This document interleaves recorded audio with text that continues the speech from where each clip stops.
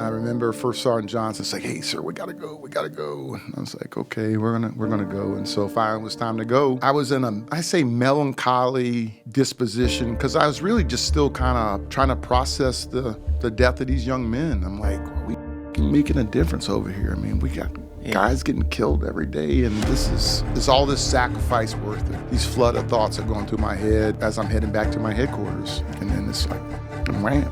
I got hit by a command detonated IED. So when I say command detonated, this was triggered by someone. It wasn't buried and it wasn't random. It was buried in the ground and there was a wire to it and there was a spotter and there was a trigger man. And when my vehicle went over it, they exploded. How many guys were in the vehicle? 5 of us. The blast blew me out of the vehicle. I remember kind of going through the air and hitting the ground. My vehicle kind of continues, sputters on before it eventually stops, but I don't see it. The last thing that I said, Julian, I said, God, I don't want to die here. Hey guys, if you're not subscribed, please hit that subscribe button as well as that like button on the video. They are both a huge help. If you're not following me on Instagram or on X, my links are in the description below, so please go follow me over there. Thank you. Colonel Greg Gadson, thank you so much for being here, sir. You're welcome. Thanks for having me. It's an honor. It's an honor to have you. And John Rondi, who's joining us in studio from the On the Rocks podcast, did an amazing podcast with you a couple months ago. And so sometimes the two of us will talk about like titles and thumbnails and go back and forth. So when that one came out, we started working on your thumbnail. Right. I turned on the podcast, and after about 5 minutes, I was like, John, we got to bring this guy on. This guy's great. So if you don't mind today, I'd really like to go through your full story because you served for a long time in the military. You were a West Point guy with our friend Jim DiOrio as well. So where did you grow up and how did you end up at West Point? So I grew up in, I call Tidewater, Virginia. I lived both in Norfolk and Chesapeake. Actually, I was born in Oklahoma. When my parents were in college, I lived in Washington D.C. when they were at Howard University. But I don't really have any memories of that. Lived in upstate New York and Rochester and Buffalo. But my father settled down as a hospital pharmacist in the Tidewater, Virginia area, and so I think from 9 or 10 years old on, I was down in that neck of the woods, and so I kind of call that's home for me. It's where I spent most of my childhood. Football was my game. I like a lot of kids wanted to grow up and play professional football, and so to that ends, I tried to work hard and do all the things I needed to do to give myself that opportunity. Try to stay on top of my books and just work hard and so part of my game plan was to win to earn a college football scholarship at a Division I school and it all seemed to be falling into place. I was first team All-State in Virginia and wow. It looked like Virginia had made a commitment to offer me a scholarship, University of Virginia, and that's where I thought I was going. And kind of at the last second, they decided that they wanted me to walk on. They said they had some different position priorities, and bottom line is they weren't willing to take an initial chance on me, and so I didn't have a plan B. A coach named Ted Gill, who was at Army at the time, came to my high school to recruit a classmate and friend of mine.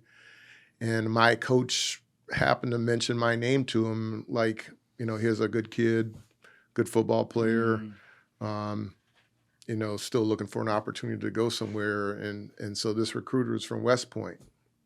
So I took a visit up to West Point. Hadn't heard of it, didn't know what it was, didn't know what it was all about, but it was an opportunity to play Division I football.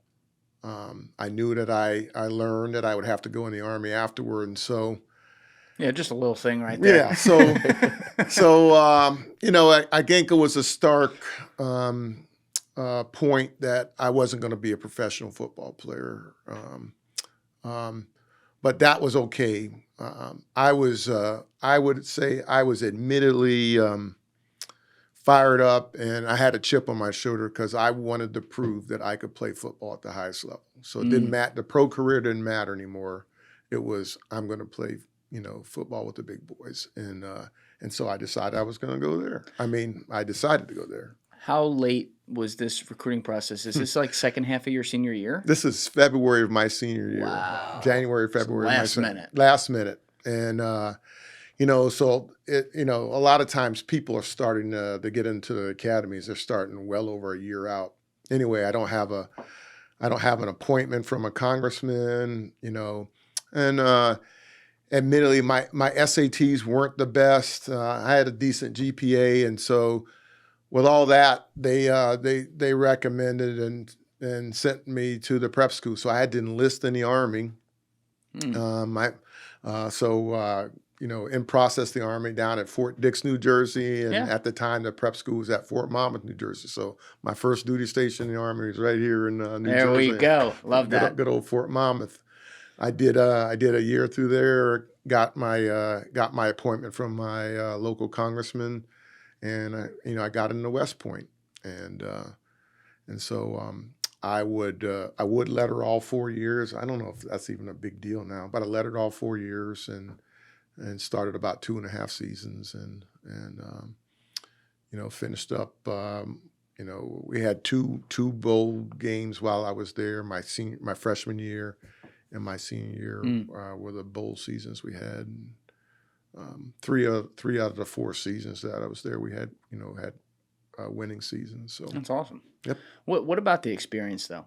Because as you said, this is like a last minute thing. Yep. It seems like, and correct me if I'm wrong, you hadn't thought growing up about I want to be in the Army, fight for America, but now you're going to the holy grail of our military essentially, and you're there for 4 years. You're playing football, you love that, but what effect did that have on you, as an American or someone who was literally preparing to potentially sacrifice their life for the country? Yeah, I wish I could say I was all aboard. I knew that I was going to serve in the military. Definitely not planning to make it a career. I was going to, I had my motto was 5 and fly. We have a 5-year service obligation upon graduation, and I was going to do my 5 years. And guess what? I wanted to get out and go be a football coach. And that was I still love the game. It's in my blood. And so that was sort of my initial thought as I was there. The best thing that happened to me while I was there was that I met my future wife and my classmate, and as of May of this year, we've been married for 35 years. We got congratulations! Got a daughter and a son, and 6 grandkids, 3 boys and 3 girls. So that's awesome. That's cool. So your wife is there too. So yeah. She served. How long was she in the military? She was in for 5 years. She honestly, really loved it. I didn't fall in love with the military until maybe around year 5, or I say took inventory of myself and said, I like what I'm doing. Wasn't sure I was going to make it a career, but I tend to, if I'm enjoying something, if I'm doing something I like, then I stick with it. Yeah. And that was that was sort of my game plan. I said I'd take it 1 year at a time, and finally when I got to year 13, I said, okay, I'm going to go to 20, and then I'm going to get out. I do not want to do this my entire life. And then then of course I got wounded at year 17, and so that changed my trajectory a little bit. That's so you've been in there for so long too. We're definitely going to get there today and talk all about that. But you know what's funny? I've had, as I said, our mutual friend Jim DiOrio in here so many times, and we talk a lot about West Point. But one of the things I don't think I've ever really dug deep with him on is the education there from a military perspective. Right? Because it's obviously a very historical fort, dates back to the Revolutionary War. They turned it into the preeminent military college for America. But, you're not just, it's not like you're just going there and learning math and reading and stuff and like a normal college education like I got or something. You're going there and you're also learning about, the way I understand it, the history of warfare, how modern warfare is fought, obviously skills and tactics for the battlefield. Can you explain some of that and what the classes were like and how the breakdown worked? Yeah. Well, when Jimmy and I were there, it's quite a bit different now, I guess, from the because like we couldn't even have majors. Like they have majors now. The kids graduate from majors. We graduated with what they call a field of study, and actually a Bachelor of Science. So I would have in a regular college, I would have probably been a history major, but we had so much science that we all graduated. All of our diplomas say Bachelor of Science. Right. I don't care if you wanted to be art was your thing. You graduated with a Bachelor of Science because you took so much math and engineering courses. That was sort of the basis in the history of the military academy. It was an interest. The top officers in the Army were engineer officers and artillery officers because of the science behind it. Does that almost hold you back from like the real world? Like, so post 4 years, when you do serve, getting a real job, do you feel like you might have not learned things that other college graduates did? Not at all. As somebody that's not even, I say, not biased for the sciences, that's not my thing. When I look back and reflect back at the discipline of the sciences, what you really do is you become a problem solver. You become analytical. You learn to break down problems. Yeah. Because, in the real world, that's what we do. I mean, how many of us literally end up doing anything that has to do with the degree? Right. Yeah. But if we're part of an organization, my entire life, I got paid to solve problems, deal with issues. We need to go from here to here. We need to think through it. We got to have. It's about processes, and that education became the fundamental underlying education that whether I consciously or unconsciously knew. Just you analyze a problem and you come up with a solution. Yeah. Every West Point guy I've ever talked with or, seen their bio and what they do, they're all successful because you guys, obviously, they instill intense discipline in you. But I would agree with what you just said. The most important thing in the real world, if you could put it down to one thing outside of discipline, is going to be like solving problems. Yep. So if you can simplify things and get to the core of what's at hand, like you're probably going to be successful at what you do. Yep. But as you said, you ended up carrying this into this long military career. And I think one of the things that I'm often confused on and a lot of civilians are confused on is how they distinguish someone who is just going and enlisting in the Army and not going to West Point versus the training you get for 4 years at West Point to then come out and, I think usually like you're a lieutenant. Like how do you decide all that when you're at West Point? Well, that's all decided. You don't. You work hard, and you get to you hope to choose your branch or which field. So I was field artillery officer. I don't. Was Jimmy a field artillery or was he infantry? I can't remember. But you choose your branch and then you try to pick your first duty station to kind of block. But realize that the ROTC program or Reserve Officer Training Corps is the majority of the officers that are commissioned in all of our military. 70% of the officers that get commissioned come out of the ROTC program. Wow. The service academies have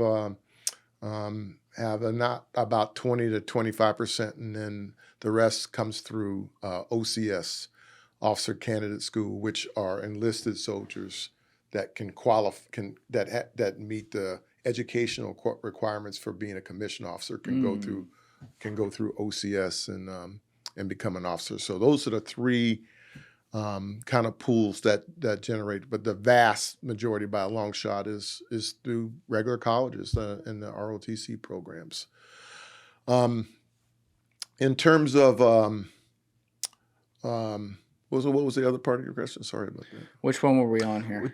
I guess the differences between West Point grads versus regular enlistees / ROTC. Okay, so no, I mean the fact is we went to we took the harder road. I don't want to say a I think harder that's road. It's fair a to say. different road. It's a little bit more austere, put it that way. It's not a party school. It's hard to get in. It's competitive. Yeah. And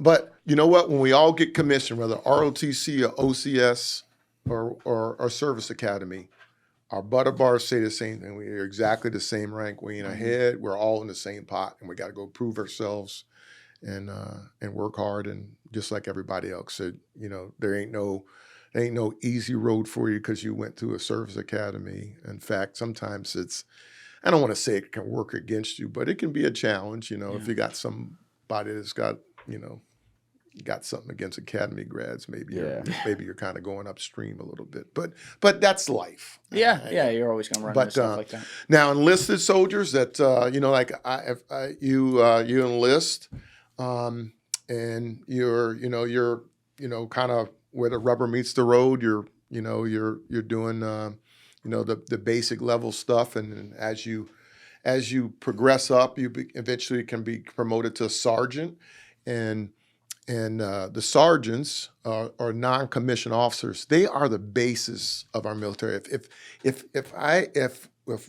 there's one single reason why our military is better than everyone else's in the world, it's because of our non-commissioned officer corps. Today's video is sponsored by Aura, and it's a really important time to be talking about them because hackers may have just stolen the social security numbers of every single American. Over 2.9 billion records were stolen from national public data, which offers personal information to employers, private investigators, staffing agencies, and others doing background checks. These stolen records include a person's full name, address, date of birth, social security number, and phone number, along with alternate names and birth date. And members of the hacker group have reportedly released this information for free online. This kind of stuff ticks me off because the internet's supposed to be this tool where we all get to connect with each other around the world and have instant access to great resources, and then you get bad actors like this who totally take advantage of it and ruin people's lives. So if you weren't taking precautions with your personal information online before, this should be a huge wake-up call. And the great thing is, I'm not too worried about it because I have Aura. Aura alerts me if they find my phone number, email, or social security number on the dark web. They're going to let me know fast if anyone tries to use this information to access my credit or banking accounts. And a nice kicker on the end is that Aura will give me up to $5 million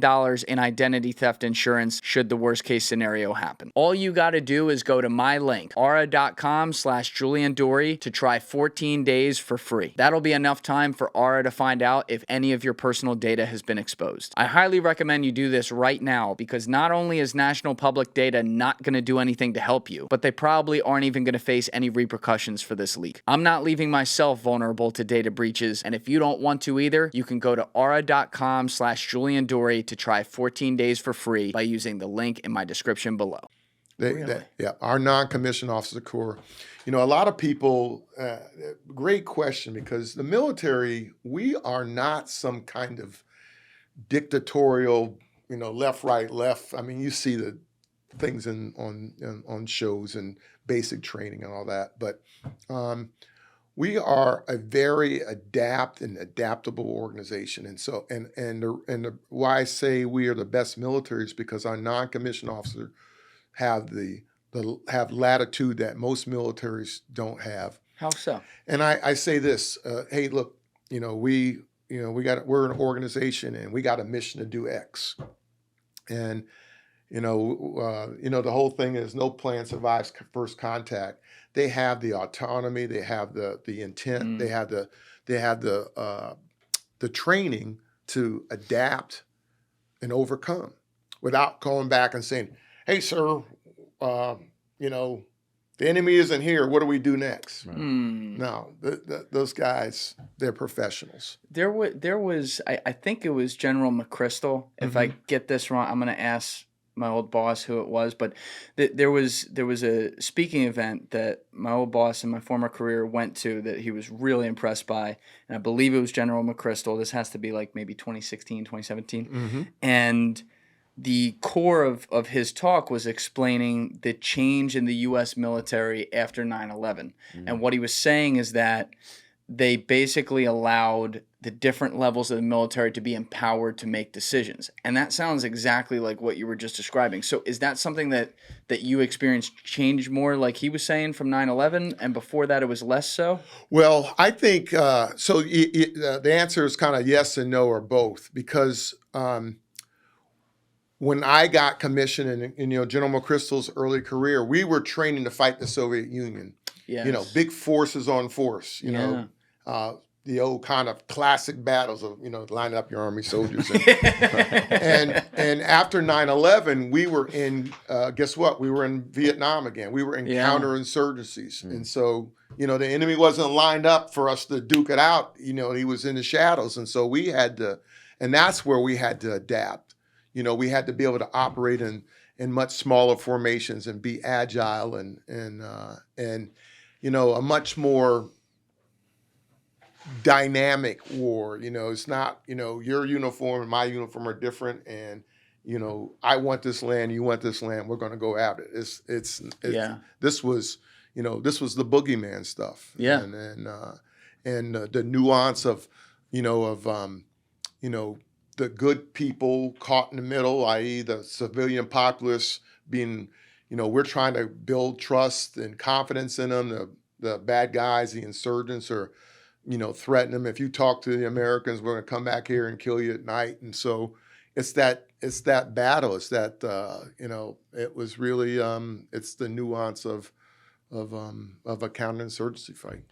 You graduated in 88? 89. Right? 89. Yep. Okay. So you are coming out at what would be the tail end of the Cold War then, like you were saying. So I guess, when did the wall fall? 91? 91, I think, yeah. Okay. 90 or 91. So that's still like kind of the focus right there. What happened when you first came out? Did you get deployed anywhere, or were you on a base? Yeah, I was like, my first duty station was Fort Sill, Oklahoma, and I would ultimately deploy to Desert Shield, Desert Storm from there. I was a platoon leader. Got it. And Desert Storm was 91? 91. So 91. Desert Shields, we were deployed in 90, and then it evolved into Desert Storm when we invaded Kuwait to push the Iraqis out. So that's honestly, like, I think because of the Iraq War later that happened, that's a almost like blip that people forget about and what was going on there, because this really set the course for what would end up being the Iraq War. But can you explain Desert Shield and what was going on there, and specifically what your role was in it? Right. So I was it was a coalition, so it wasn't the United States operating unilaterally. We had a worldwide coalition. If you recall, Iraq invaded Kuwait. They take over their oil fields, and we said you got to leave, and of course they wouldn't leave, and the UN authorized force, and so we built up forces. I know the Brits and Australians, a lot of coalition partners over there. I was a platoon leader in an 8-inch artillery battalion, so I had four artillery, self-propelled artillery pieces, and the ammo carriers. About 60 men were in my platoon. What does that mean?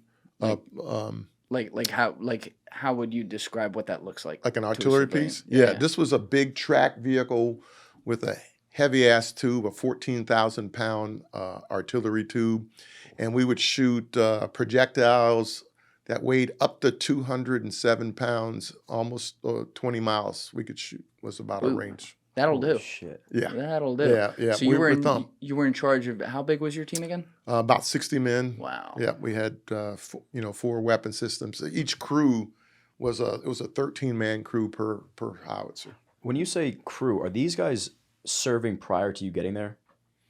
Yeah, they were part of the unit. They were the enlisted soldiers that the privates, the sergeants. So they've seen battle prior to you. Well, not in this case, because we hadn't gone to war in a while. Okay, understood. There were a few. In fact, one of my section chiefs or squad leaders was a Vietnam veteran from the Navy. He'd gotten out of the Navy and joined the Army. So literally, there were, if you out of a 500 or 600 man battalion, you were lucky if there were 5 Vietnam veterans that were still Yeah, left in the. That's in the- insane. See, those Nam guys were built They different. just still want to keep fighting. Yeah. What's the movie? It might be Saving Private Ryan, where the guys are in the trenches, and the West Point grads come in, and they're kind of like snarking at them, like, "Oh, these Band of Brothers. Band of Brothers." Was that sort of the tonality when you guys came in? You had like a chip on your shoulder. No. Yeah, that's probably a little dramatic. I didn't. So one of the things that philosophically, like, I don't wear my West Point ring. I didn't have any stickers on my car. Nobody knew I went to West Point in the unit for, none of my soldiers knew. Sure. For probably 6 or 7 months. Mm. Then someone eventually finds out and like, and it's like, so, and not that I'm ashamed of it, but I wanted understand. people to evaluate me for who I am, not for Absolutely. what they think I'm Right, going to be. right. Yeah. And so I've just always been, let my actions speak, not what anybody thinks about me. They didn't know I played football. They didn't know I did anything. I was just kind of this quiet guy that wants to, don't make any fanfare. Let's get our work done. Right. Yeah. People are going to respect that 100%.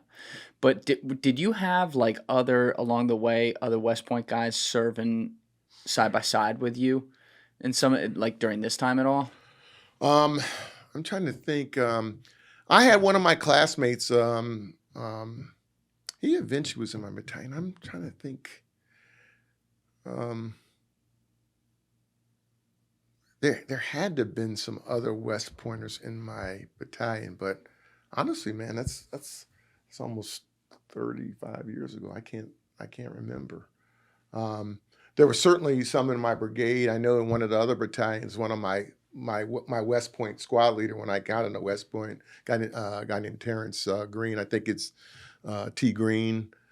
Jimmy Dorey probably knows. Probably. Yeah. He was in another battalion. So again, we're 25% of the commissioned force. So Yeah. we're not everywhere. I mean, so It blows my mind, the ROTC stat. And no disrespect to anybody, but that's sort of like the running joke when you see these guys on campus, like, okay, man, you're doing your little trots here and that you're never going to see actual battle. And you're telling us now that most of the people that are serving, Your little right? Like, and I mean zero disrespect, right? But that's right. like they get memed because they're kind of like almost playing what is reality, and then they are actually the ones that are serving. absolutely. I wonder for them if like they ever realize. I mean, they have to realize that they're going into ROTC almost with the assumption that they will see battle one day. It's hard to say. I mean, some think that, some want to do that. The military never decides to go to war. Remember that. There's Yes. nobody in the military that raises his hand and says to our civilian government, let's go to war. Yeah. No, it's vice versa. The civilians are the ones that tell us that we're going to go. And we just have to be prepared. And hopefully that's what we continue to do well, because it does a couple things. It makes sure that we're ready so that we minimize the loss of life and limb and equipment, but it also hopefully keeps our adversaries from making Yes. poor decisions that we end up having to go and fight.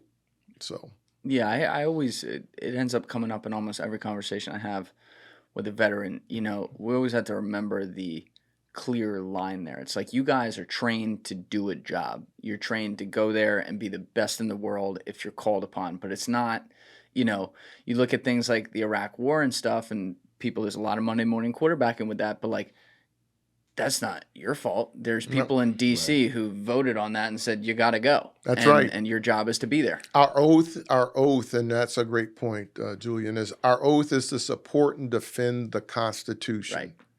It's the it's a document, and it's how our government works. It's not a person. It never will be a person. It's the Constitution. Yeah. So you're in Desert Shield.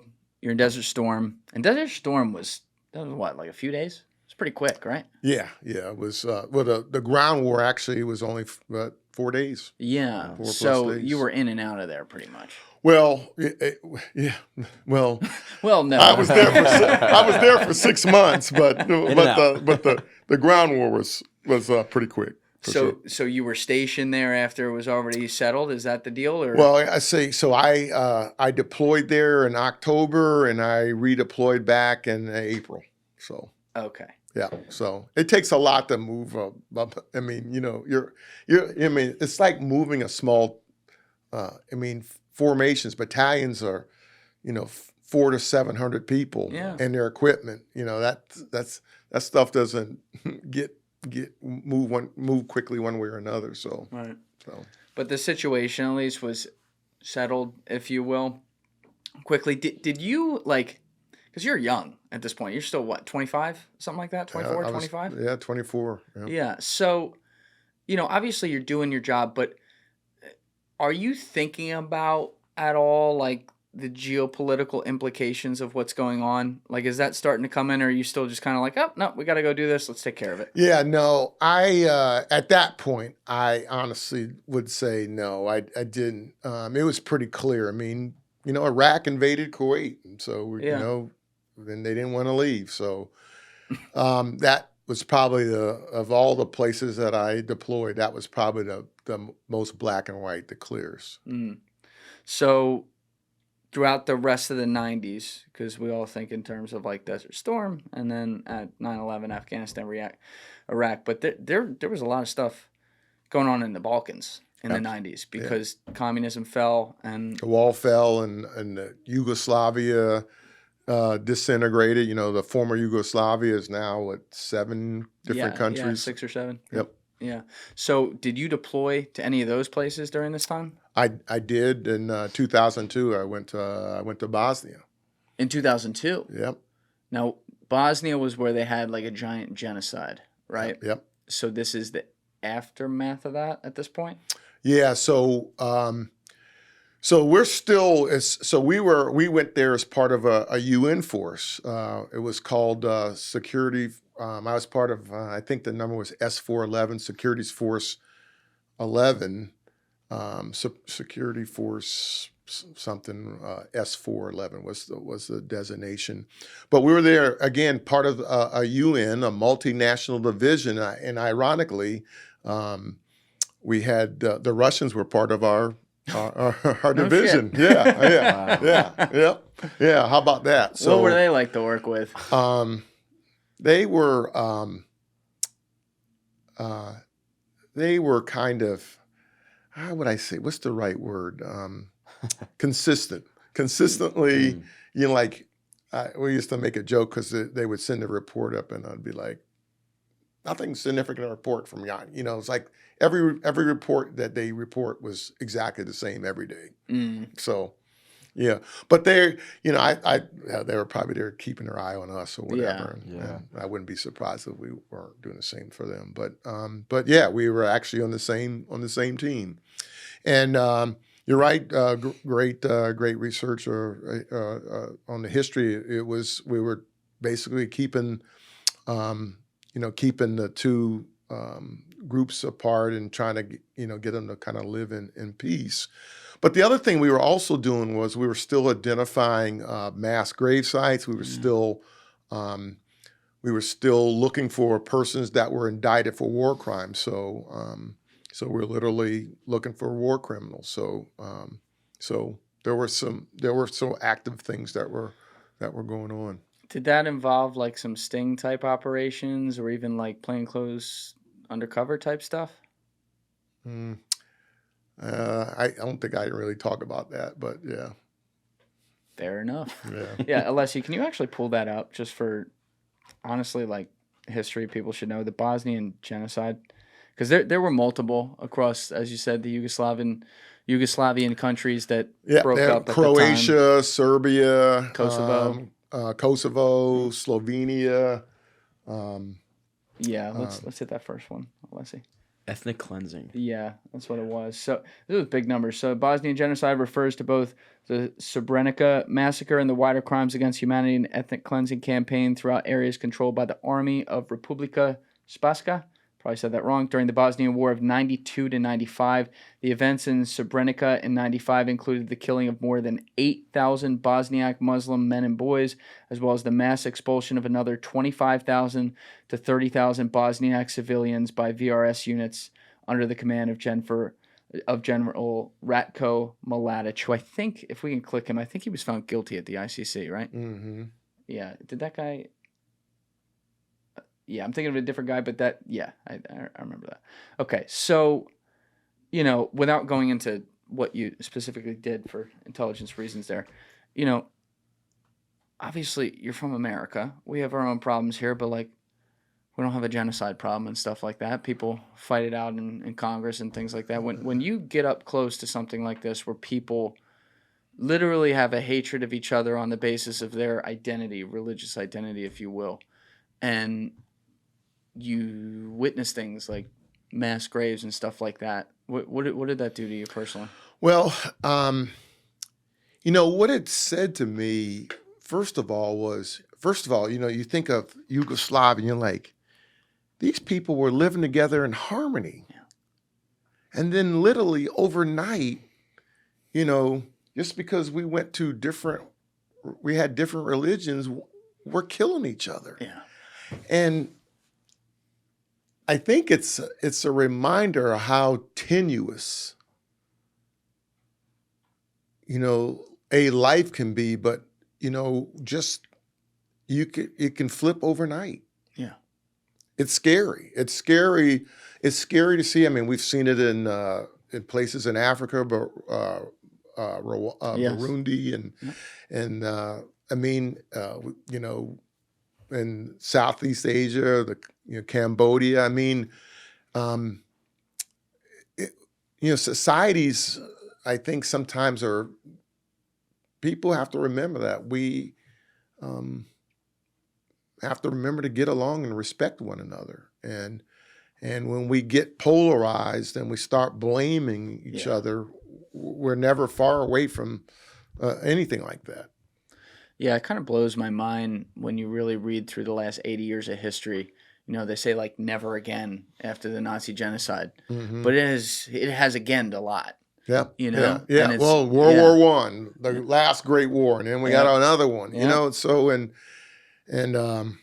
here we are. That's why history is so important. I mean, and when we forget it, the cliche is we're doomed to repeat it. Yeah. Do you worry about it? It sounds like you do, but do you worry about the polarization we've seen here, where things are moving farther and farther apart? Yes and no. I mean, there are times that it seems that this is not good, but America's. I tend to lean there. America is.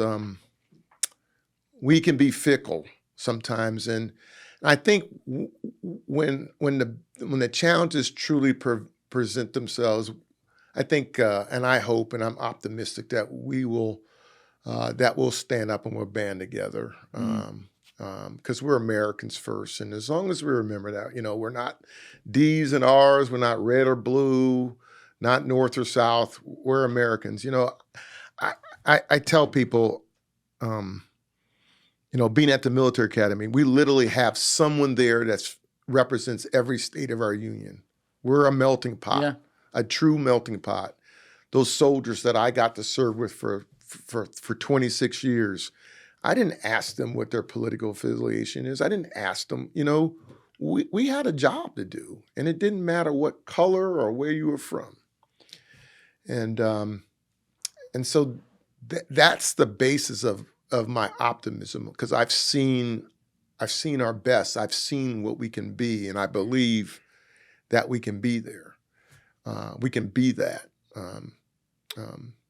But it comes with work. Absolutely. I think, because I love studying history too, because I think it repeats itself in different patterns, obviously. Yeah.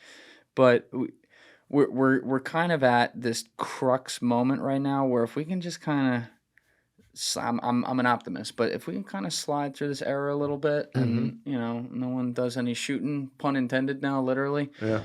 We will be all right. And it's more like, what scares me is that the world is very polarized too, and that has unfortunately caused, in this case right now, multiple major wars going on that, like it or not, the United States is at least involved in those discussions because we're the leader of the world. Well, and you know what? We've in some ways we've become distracted, and maybe that's why other countries, America's, they're beating up themselves. So this is my opportunity to be aggressive, and so you're right. And so it is. Our example is tremendous, and what's the saying? Too much is given, much is expected, and we got to be the adult in the room. That doesn't mean we solve every problem or all the world's problems, but at the same time, a lot of people take our lead, and some want to take advantage of that. So it's very challenging. I agree with you that we're in some challenging times, but I think we're always in challenging times. I mean, every generation has faced challenges. The question is, are we going to be big enough to stand up to ours? Yeah, I was going to ask you that too, from like the different generation than us. Was there ever a moment in history that you felt like this nation was completely undivided and you can almost breathe for a little bit? Because something tells me that a lot of what we deal with now is enhanced because of the media, right? We say this country has never been more racist. Well, that's just not true in every capacity of the word, right? Like, we had different bathrooms for different people of different color. Like, now I think you ask individuals in real life, it doesn't seem nearly as bad as it once was. But was there ever a real time where it just felt completely blissful? Is obviously dramatic, but a little less dramatic than it is now? Oh, good question. John, it's hard to answer that because, I'm 58. When I was 48, when I was 38, my experiences were different, and so it's all kind of it's sort of relative to my time. But I think it felt like, it felt like the 90s were okay. But it's what's interesting is it depends on your perspective. Right. I mean, as an African American, what about as a woman? I mean, and maybe the 90s were still kind of, we're still doing men were doing stupid stuff at work and all that kind of stuff, you know? So, again, it really depends on your perspective. When I think about my life, when I think about my parents' lives and what they had to endure and the kind of society that they grew up in, right, and the kind of society I grew up in, and the kind of society that my kids and my grandkids are starting to grow up in,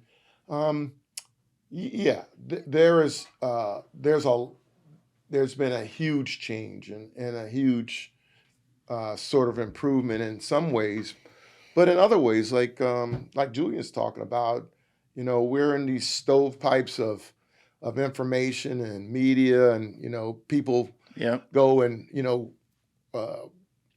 and find the media that they want to listen to, and that becomes the echo chamber for them. Versus, I like to. I mean, I'm not going to buy anybody. I want to have some intellectual diversity and sort of let me think through and process. What one's saying and versus another, and I often say the truth sometimes lies in the middle. 100%. I mean, nobody owns the truth. Julian, I used to do this with my soldiers. I would hold up a coin, and in front of them. And I like when I had my formation fall around and they'd be in a circle and I'd be in the middle of the circle. And, I'd spin around with it and I said, look, I'm holding up a silver dollar here. And everybody knows I'm holding up a silver dollar, but everybody sees something different. You see a heads, you see a tails, you see a leading edge, you see a trail edge. Everybody's telling the truth, but they see something different. Yes, that's a great. And so, wow. and so that is sort of my way of just saying, like whenever, nobody has, it's just about perspective, and we got to be able to respect each other for your perspectives. Yes. How we grew up, where we grew up, and what things that we had to overcome and challenge, and be respectful for that. It's a great way to put it. I think on top of that, an issue is that we as human beings, we're just so naturally inclined to teams. And you know what it's like. People are trying to pull you towards the team. Like, oh, you agree with this, right? So you agree with the whole thing, right? Yeah.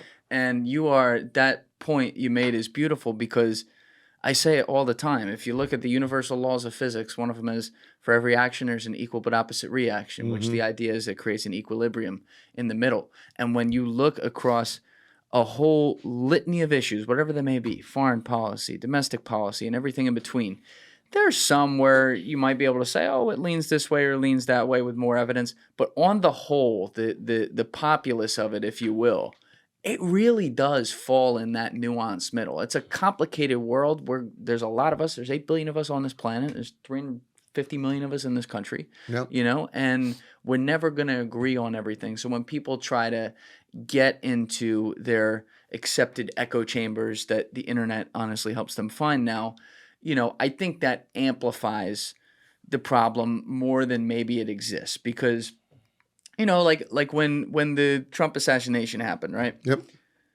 Attempt.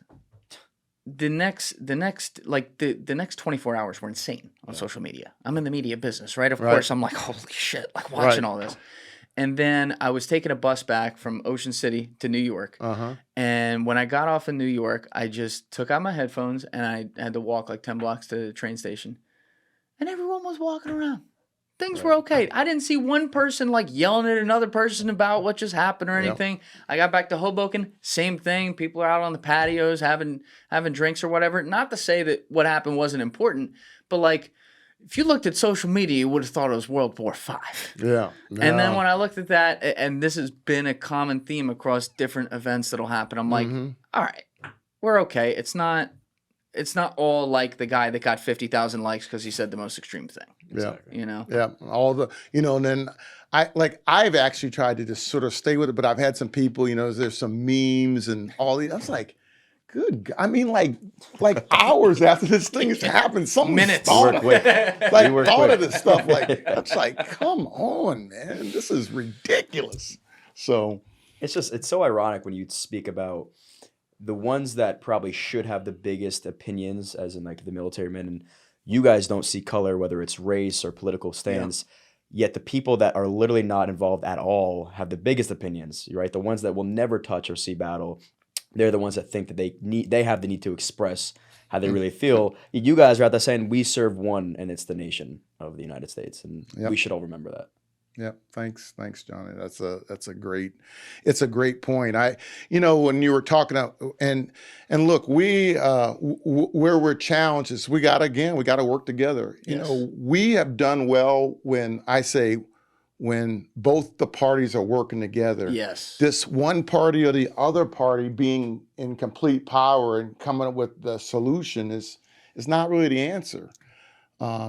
It's because it's a temporary answer. When the power shifts, it's just gonna go back the other way. And so, the lasting solutions, the ones that we come up with together, seem to be the best ones. And so you say no one's happy or everybody's happy, but I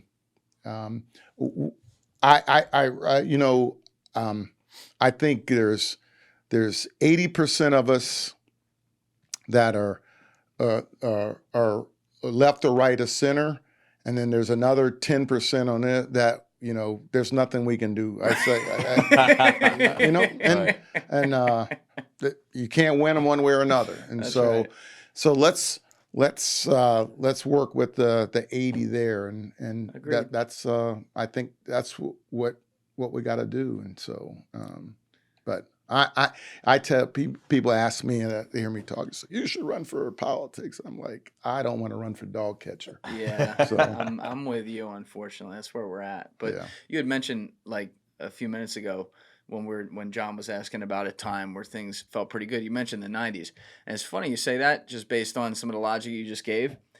Obviously, Bill Clinton was a controversial guy, and he was a magnet for things. However, that was a decade where the parties worked together, and it was a absolutely. great fucking decade. Yeah, So say what you want about the personalities themselves, the Newt Gingriches and the Bill Clintons of the world. Like Bill Clinton was today. If they you look at him govern. politically, They yeah, govern. They yes, effectively. That's the yes, bottom line. Is they govern, and lately we've been characterized by gridlock because one party doesn't want to work with the other. It's like they're holding them yeah, ransom. That's and we keep reelecting them. I don't know why we keep doing that, but we need to stop reelecting these folks that we elect them to go there and govern. that's And right. so that expectation of governing to me is that we get along and work together. We don't have to.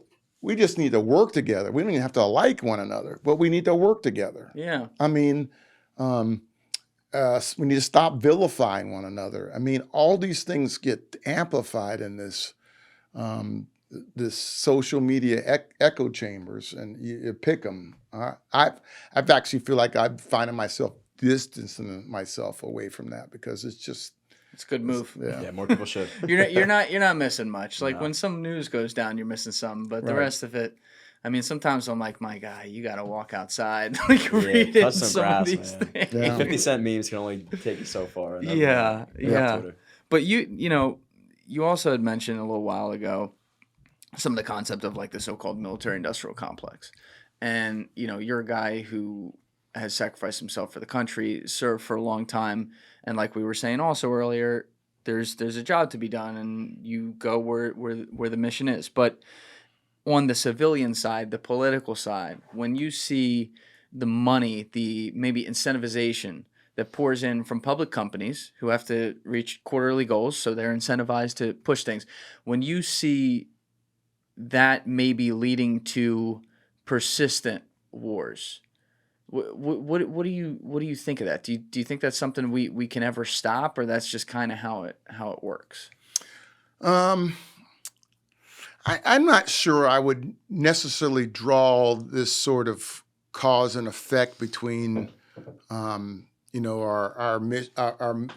military industrial complex. And what I mean is, look, we've got to continue to modernize and develop weapons so that we stay ahead of the curve. Yes. And so but there is not necessarily a cause and effect that developing that stuff is going to lead to war. I mean, I hope that that's not I hope that not the decision. I mean, look, Russia invaded the Ukraine. I mean, our industrial military complex didn't have anything to do with that. I mean, if anything, I think the Russians may have miscalculated the fact of how the West was going to respond.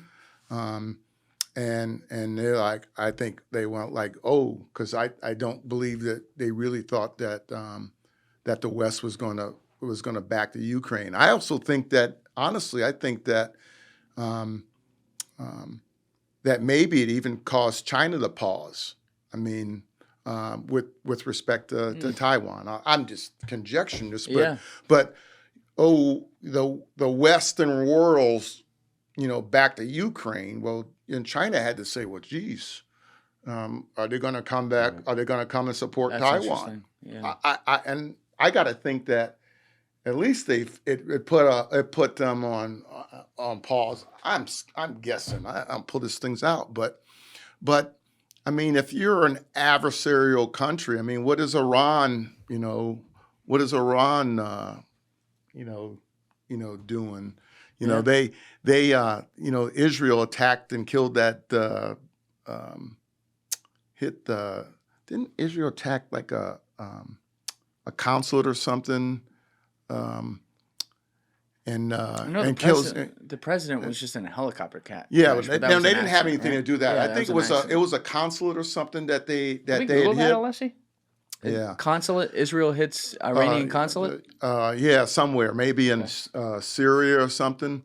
But anyway, and then remember the Iranians, they launched a bunch of launched a bunch of drones at Israel, and Israel shot them all down, and then they they don't want to Iran doesn't want to pick a fight with Israel. You know why? Because they know we're going to back them. Yeah, they know what'll happen. So they executed their fight back, so they could say to the Republic they struck back, and they'll print whatever they'll make up some fictitious amount of battle damage assessment, and they can back down. Yeah, this, especially with the Russia-Ukraine one, this is one of those where I'm like, God damn, we're stuck between a shit and a fart. Like, it's bad because if you, I think isolationism is bad. You can't, that's not reality. That's right. Okay. And we did that after World War I, and guess what? It didn't work out. 100%. And it feels sometimes like we're going down, like we don't need to be in the Ukraine. Well, so during the Cold War, the Ukraine was part of the Soviet Union. Poland was the Fulda Gap. That's the back door to Europe. Right. And so we're just saying we're going to give up the back door to invading Europe. Yeah. Hitler, when he invaded and took Czechoslovakia, everybody said, "Oh, let's leave him go. He can have that." And what could possibly go wrong? Right. He'll stop, right? Who stops? Yeah. Is Putin going to stop? I think the one key difference I have to make there is that when this war happened, Putin's ass showed a little bit with the lack of military strength, right? Whereas Hitler, scumbag that he was, they had an incredible military. And I would argue that at the time, they probably, by technology and force, had the best military in the world. So I think there's a parallel to be made. And that's why I say, you can't just let them do it, right? But, where do you draw the line? I guess more the point is, all right, are we going to keep sending $110 billion every other week? That's where it gets a little crazy. Yeah. That's where, that's it. This is, we're not just printing this money. Yeah. And so I understand there's a balance, but the Ukrainians are fighting, they're fighting. Yep. We're not losing any blood over there. So as long as they're willing to fight, then I think we have to find, and I say we, the world, the Western world, has to find a way to continue to support that effort. But it's a great point you make, though, about the isolationism after World War I. I was reading a book recently called The Splendid and the Vile by this guy Eric Larson, which is essentially a 1-year history from May 10th, 1940 to May 10th, 1941 of Winston Churchill. And it's amazing. It reads like a thriller. It reads like a fictional book. But something I was very not aware of was how deep the isolationism in America was. So literally, while Hitler had taken a lot of Europe already, he had taken France. They had to retreat from Dunkirk just to get the British military out of there. He starts bombing the shit out of Britain, our number one ally. And Churchill can't get FDR to be in the war. Not because FDR didn't want to help, but FDR is my guy, I got an election in November. Well, he did not have the political clout. So look, so there's a good book I'd like you. It's called A Day of Deceit. A Day of Deceit. If you look it up, look up A Day of Deceit, and so the premise of the book. So I think there's no argument that the British had broken the Japanese code in the late 30s. Yeah. And the book basically says that the British knew that yes, they did. That we were going to get attacked, but that was and they had to let it happen so we could get into war. Wow. Now, what's really kind of cool, and I think I read it, was so no day on the calendar prior to December 7th were all the aircraft carriers gone. They were none of them were in the harbor. Yeah. so think about it. We went on the attack 6 months after Pearl Harbor in Midway. Yeah. And guess what? It was Churchill. It was Europe first. So Japan. What did Japan just? They were allied with the Germans, but we made Europe a priority when Japan attacked us. Yeah. Interesting how that happens, right? That seems very backwards, doesn't it? I got to read this. You know, This is it's sort of like Iraq, Afghanistan, 9/11. What are we attacking Iraq for? We'll get there. We're coming there. Guys, if you're not following me on Instagram, you can get me at Julian Dorey Podcast or also on my personal page at Julian D. Dorey. Those links are in the description below. You can also follow me on X at Julian D. Dorey. That link is in the description below. And as always, please smash that subscribe button if you haven't already and hit that like button on the video. It is a huge, huge help. I appreciate all of you who have been subbing and all of you who are liking all these videos. Thank you. Well, so is this book saying that FDR knew about? No, it doesn't say. It says some. I think if I remember correctly, they say that the Secretary of the Navy got the word, and that he may have been. But somebody in our government had to know. I don't. They would never. They would never tell the president because he's always got plausible deniability. If you Right. If you don't tell him, then he can't lie. Right. Yeah. It's ironic you're saying this though. I just recorded with a guy named Jesse Fink. What's the name of his book again, Alessi? Jesse's book he just put out. Can we Google that? The Eagles. Yeah, we'll pull it up so I make sure I get the title right. But he wrote this book about this controversial deep MI6 spy who was the MI6's man in America leading up to and during the entire breakout of World War II. And he was a part of an office. This is what it's called, The Eagle in the Mirror. Great book. But he was a part of the office that they set up in New York to get the U.S. to be into the war.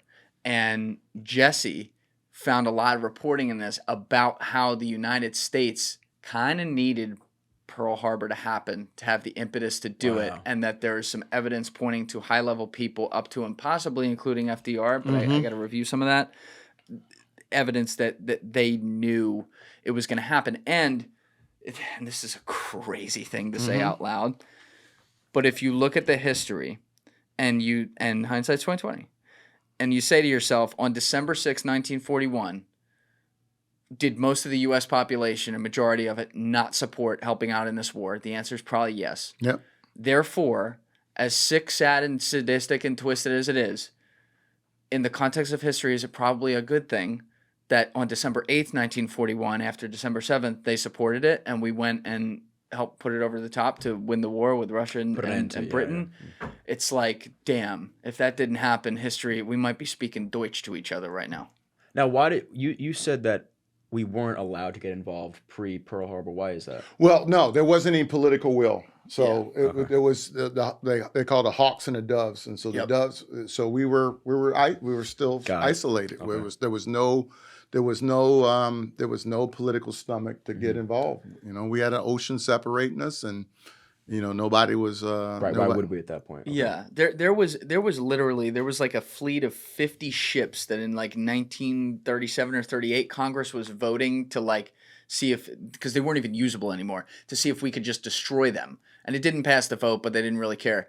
And when shit got so bad in Britain, Churchill called up FDR and said, "Yo, fam, can we use those boats?" And FDR's like, "They're broken." He goes, "Yeah, but we really need them.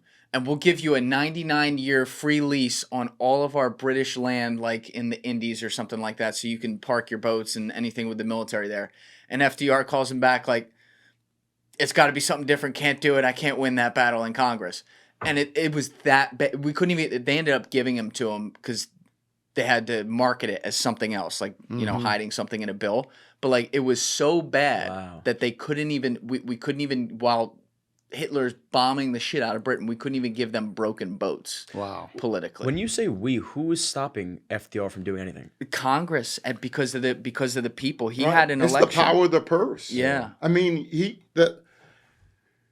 he can want to do something, but if Congress doesn't write the check, he's not doing it. Yeah, that's the balance of power. And he was going to, if he did that, his opponent, I forget the guy's name, but the opponent at the time for that upcoming 1940 November election was ramping up, was digging deep on isolationism to hit FDR with that. So FDR had to watch the language he even used to describe the war so that it was so bad. nuts, You would man. think he was living in the social media age with how tight he had to be with words, but it was a really, really tight time that I really wasn't aware of till I read that book. What book did you read? It was called The Splendid and the Vile by Eric Larson. It was really, I'm gonna really have to good. check out that book. Yeah. Eagle in the Mirror. Yeah. Yeah, Jesse was just here. He actually wrote a book on that cartel kingpin we had in. Oh, that was So- a really good episode. Yeah. So that you're one's coming. saying, so in this book there's some threads that kind of again reiterate that Exactly that what someone you in our said. government knew. But yeah, so you'll like this thing called there were some the Australians, I think, had really broken the code, and then they were sharing that information with the British. But there were some, at the time the book was written, there were some older guys that were kind of talking about that. Again, I think we were reading the Japanese code maybe as early as 1939, but not Whoa. we. The Brits had broken. Yeah. Wow. There's some crazy code breaking that happened in that whole Mhm. war, and they built up some of the stuff we ended up doing with the Nazis. Well, how about us using the code talkers? And then, even once we broke the Enigma machines, again, sometimes we had to not act on it, because if we acted on it, they would have put two and two together. Yeah. And having and not making them aware of it was more important than whoever was going to, Yeah. be in harm's way. Yeah, that Yeah. was the real, like, that war is where intelligence just became the be all end all of stuff. Yep. You ever see that movie on Netflix, Operation Mincemeat? No. So it was based on a book, and actually the guy who ended up writing James Bond was like a part of this mission, but it was this British mission to distract the Germans to another spot in 1943 from where the Allies really wanted to invade. So the Allies wanted to go to Sicily, but they wanted the Germans to think it was going to be like Greece. So they found a dead body in Britain, like some. Yeah, they floated a dead. Yeah. Yeah, they floated it was an army major that they floated the body and led them. I think we even did that for D-Day, because the Germans were convinced that we were going to invade Calais. And Hitler was convinced that we were going to invade Calais, and so he would not release the reinforcements when D-Day was getting. He thought D-Day was Normandy was a ruse. That's wild. Can you explain what went wrong on D-Day? As far as like so many people dying, Right. right? Like, because it was a successful mission, but like, I mean, we dropped so many people onto that beach, and Well, yeah, but it's it's harrowing. a frontal assault. I mean, it's Yeah. just. I mean, I don't know that you could have. I mean, there was just really a couple of beaches. Like, was it Omaha? Or Omaha was bad, but Yeah. like Utah and a couple other beaches had like little or no casualties. Really, Wow. Yeah, I gotta look into that. yeah. Look, yeah. I'm almost sure that there were two beaches that had little or no casualties. And there was also and it's kind of a forgotten part, but the United States, I think, had like 60% of the force, something like that, and then there was like 20 and 20 that was Britain and Canada as well, and they were on other beaches. It was obviously it's a very successful mission, and thank God we did it. But man, that's why, like, when it was 80 years this year, and you just remember the sacrifice so many guys made. I mean, I've been there a Oh couple my God. times, and I tell you if you get a chance to go, you should go. If you get a chance to only go to one beach, go to Point de Hawk. You'll see there. It's where the Army Rangers literally had to scale a 200-foot cliff straight up under fire, and they did because Oh my God. I mean their dilemma was, or their choice was, die on the beach or die trying. Wow. And it takes your breath away, because you're like, these guys climbed this cliff with people shooting at them. yeah, crazy. It defies any kind of cognitive logic. Yeah. But they did it to survive. It's an unbelievable sacrifice. There was a video we were watching when the anniversary on June 6th happened, where it was Eisenhower, I think 20 years later, sitting on the wall overlooking the cemetery there with Walter Cronkite. Mm-hmm. And it just gives you chills every time, because, he's the guy who ordered this, and he's like, you can never get these lives back, but people have no idea how much these guys are responsible for our world being the world we know being a free place right now. Yep. And sometimes we're getting ready to give it back, Yeah, crazy. But back to your story. You had said very early on that it wasn't about till I think 4 or 5 years into the military where you were like, you know what, I think I want to stay here. I'm not 5 and fly anymore. Yeah. So what made that click? Well, I was in my second duty station. I was stationed at then Fort Bragg, North Carolina, and I was a paratrooper in the 82nd Airborne Division. Ooh. And that's where I fell in love with being a soldier. I fell in love with leading soldiers and being a part of something. Again, it's like being on a football team. It's the team, and I hope that I would always be called a team player, but just it was just that sense of mission, that sense of purpose, that challenge of being my best, being all we could be, and I was having fun. Yeah. Did you deploy anywhere in the 90s? Well, I was on the almost invasion of Haiti. What's that? I don't know about that. Yeah, that was I think 95, 94, 95. I think it was 95. Aristide. President Clinton said, Aristide, you need to step down. And Aristide was like, no, I'm not. And so the 82nd Airborne, we were loaded up in airplanes, and Aristide at the last minute stepped down, and we didn't invade. How many guys were you going to invade with total? Like, how many battalions we talking? So I think we had a DRB. So basically, it was going to be probably 2 or 3 infantry battalions that were going to jump in. The Rangers were coming in by helicopter. I was pre-positioned in Great Inagua, so I was coming in by helicopter with a target acquisition radar section. That's badass. Yeah, so it was not badass. We were coming on a Chinook, but nothing sexy. But and right at the last, we were in the air. I don't know how.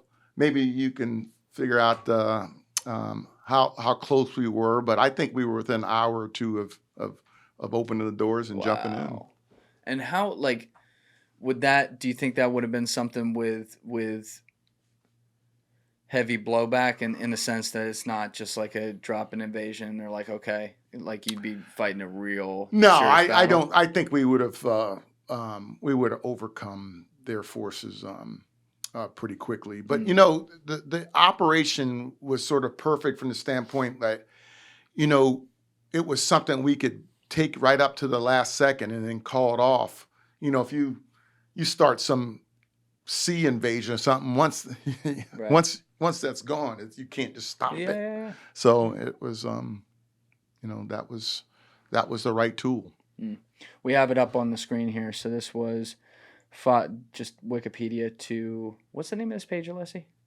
What's it called? Operation Uphold Democracy. So Yep. Operation Uphold Democracy was a multinational military intervention designed to remove the military regime led and installed by Raúl Cedras after the 1991 Haitian coup d'etat overthrew the elected president John Bertrand Aristide.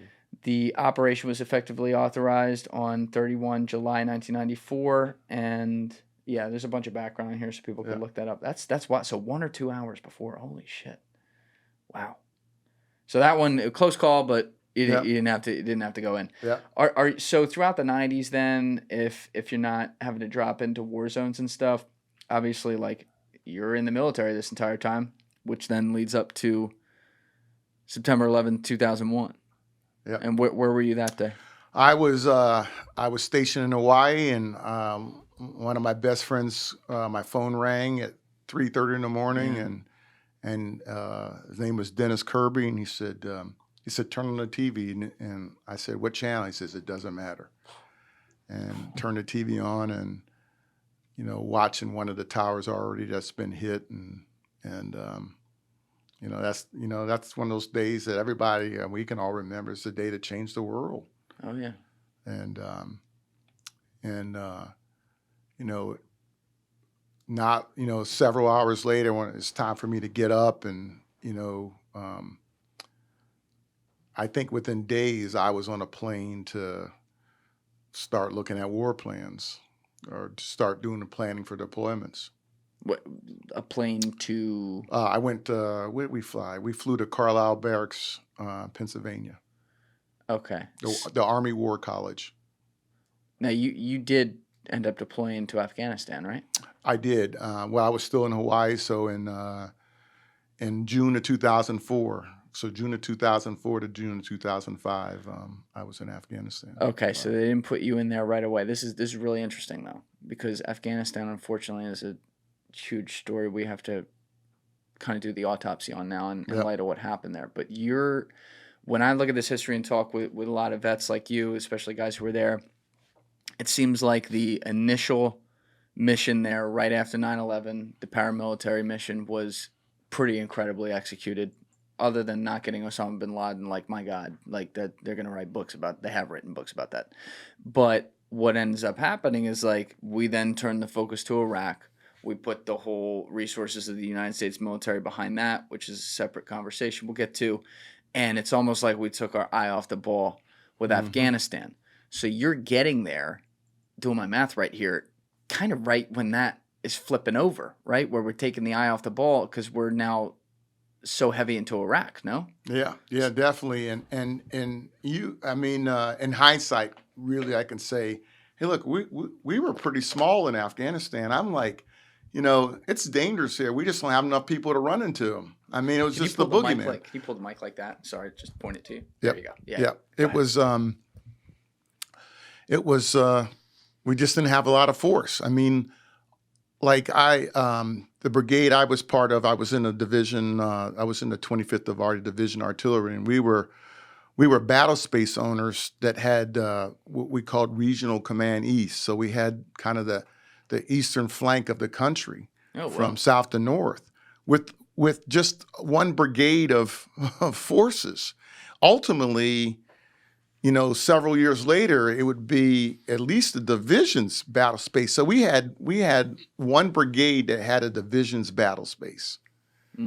So that's not good math. No. What was the Taliban like at that time? Because obviously we kind of beat them into the bush in late 01 into 02. But now, like, are they poking their head out more and trying to establish political presence? No, not at all. Not.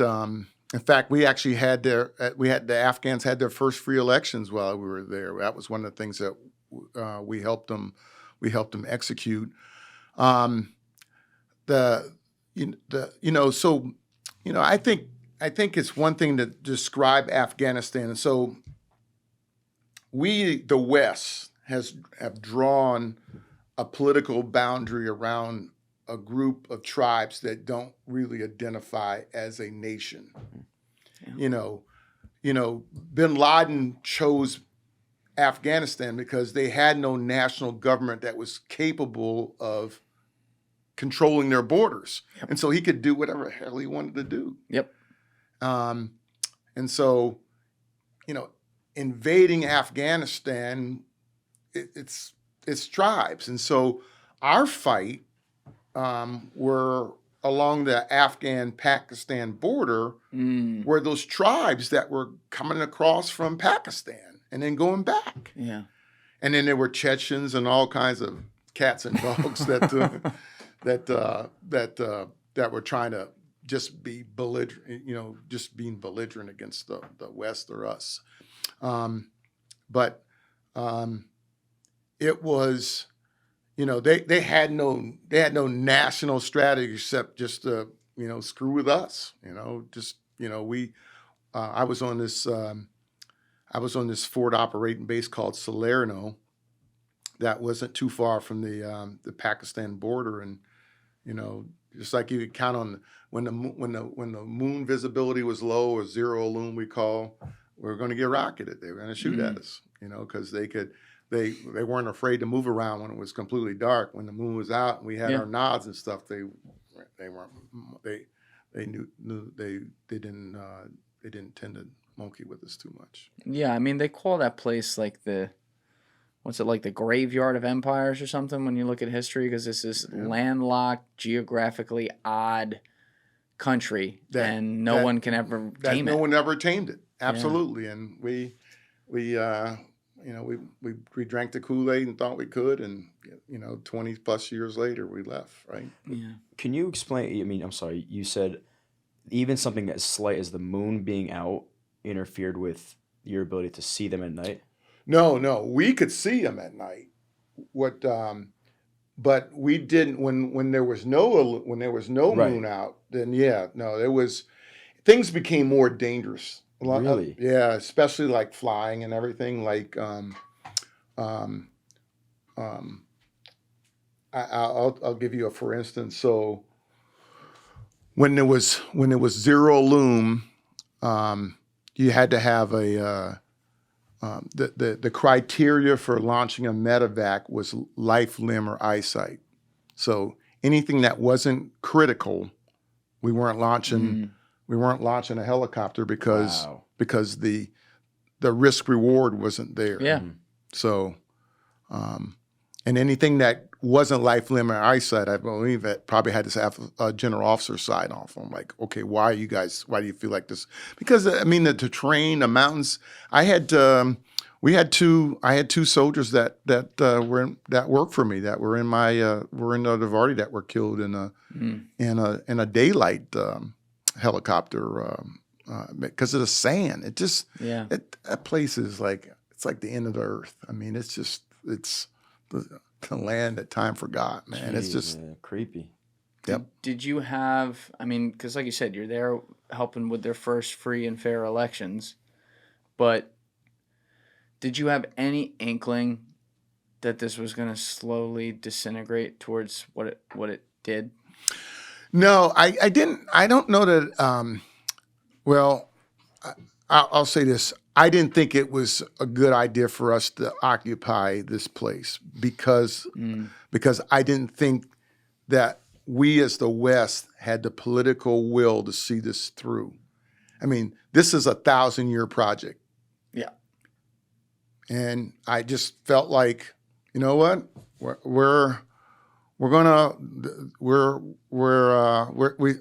we signed up for the timeshare that we don't freaking want.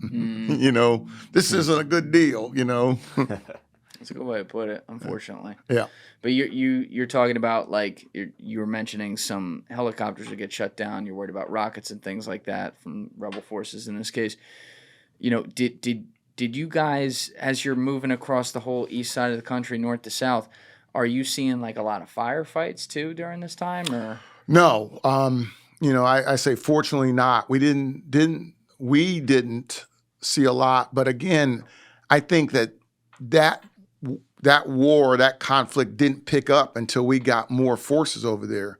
We were literally, I say at a bare minimum. I mean, we're in a country that's about the size of Texas, with barely a division. Yeah. So we were spread so thin that, we just didn't have enough people to bump into. We were just really kind of securing ourselves. I mean, we sent patrols out and stuff. I mean, we weren't hunkered down, but we didn't. The more people we got out there, the higher the casualties went up there because we could find them. What was your relationship like at this time, like with intelligence? Are you working hand in hand with intelligence sources to determine how you're doing your job, or is it a little separated? No. Inherent to all of our organizations, we have intel cells. I mean, they're intel assets, and so we're naturally trying to fuse our intel with our operations, and so intel drives ops. So so it's we're joined at the hip. Right, and you're making relationships, obviously, with people in different villages and stuff like that on Right. your own. Right. Yeah. Yep. Yep. Okay. Yep. Doing the FriendCon stuff, big things like just medical support, going out and taking we used to call a MedCap team, medical capabilities team, and getting kids shots and fixing people's teeth and all that was just kind of goodwill to kind of help build a positive relationship with the locals. Yeah, and I talked to so many guys who felt like, especially when they saw what happened 20 years later, that they had so many friends there who were caught in the middle of that. Like, yeah, we gave it all back. There were deep relationships with so many Afghanis. It's really sad. Yeah. Yep. And when you did see that happen, I would imagine in the last decade leading up to that, it certainly was going the wrong way. But when you see the imagery of August 2021 looking like the fall of Saigon all over again, what's going through your head as someone who served there? Well, yeah, like, I don't want to say I told you so, but it's just like, I could, that's the same thing I said. We didn't have the political will at the end of the day, because this is, I mean, it's 100-year project. This is, again, we call it Afghanistan, but it's not it's the word country in the sense that we identify with, a nationalistic view, institutions. They got nothing. Yeah. And and we think we're gonna do something. We're gonna fix this in 20 years. I mean, good luck. Yeah. I mean, look at our country. Look, our country developed off the East. We basically said the West was the Wild Wild West. Right? We didn't get to the West until 60, 70, 80 years later. Yep. Yeah. Like we'll get to that. We can't handle that, right? Right. Yeah, I never heard someone put it that way, but that's probably accurate. I mean, I do wonder. I will always Monday morning quarterback this. I wonder if we hadn't gone to Iraq, if it would look a lot different. I do wonder that, just because. If Iraq would look different, or if Afghanistan would have, yeah. Well, you know what? Maybe, that's a great question, because maybe we could have had enough combat power to really get rid of the Taliban. I mean, like create some overwhelming time and space for it, but it was a slow roll. Afghanistan essentially became, they were the authors of 9/11, and they became an economy of force operation. I mean, we had a what? Economy of force. So we had the bare minimum. In my opinion, we had the bare minimum in Afghanistan because Iraq was the priority. Yeah. Again, look, Japan attacked us. The priority was Europe. Yep. Strange how that happens. But you did end up in Iraq after this. How long again were you in Afghanistan? I'm sorry. I was in there for a year. A year. June of 2004 to June of 2005. And then I got restationed from Hawaii to Fort Riley, Kansas. And then this is when our military was we're having to actually grow. We're building our military because we're now fighting in 2 theaters on 1 year on 1 year deployments. And so I got assigned to command a unit that I had to build from scratch. And what goes into that when you build a unit from scratch? Take us there as a civilian. What are you doing? I said we didn't even have shit paper or toilet paper, but shit paper. But it's you're building a team. I mean, you're getting brand new privates out of basic training. Our non-commissioned officers were coming out of the recruiting and drill sergeant duty, and all the lieutenants were damn butter bars. I mean, it was just like, wow. Whew. So, but I think it's like an expansion organization. What right looks like.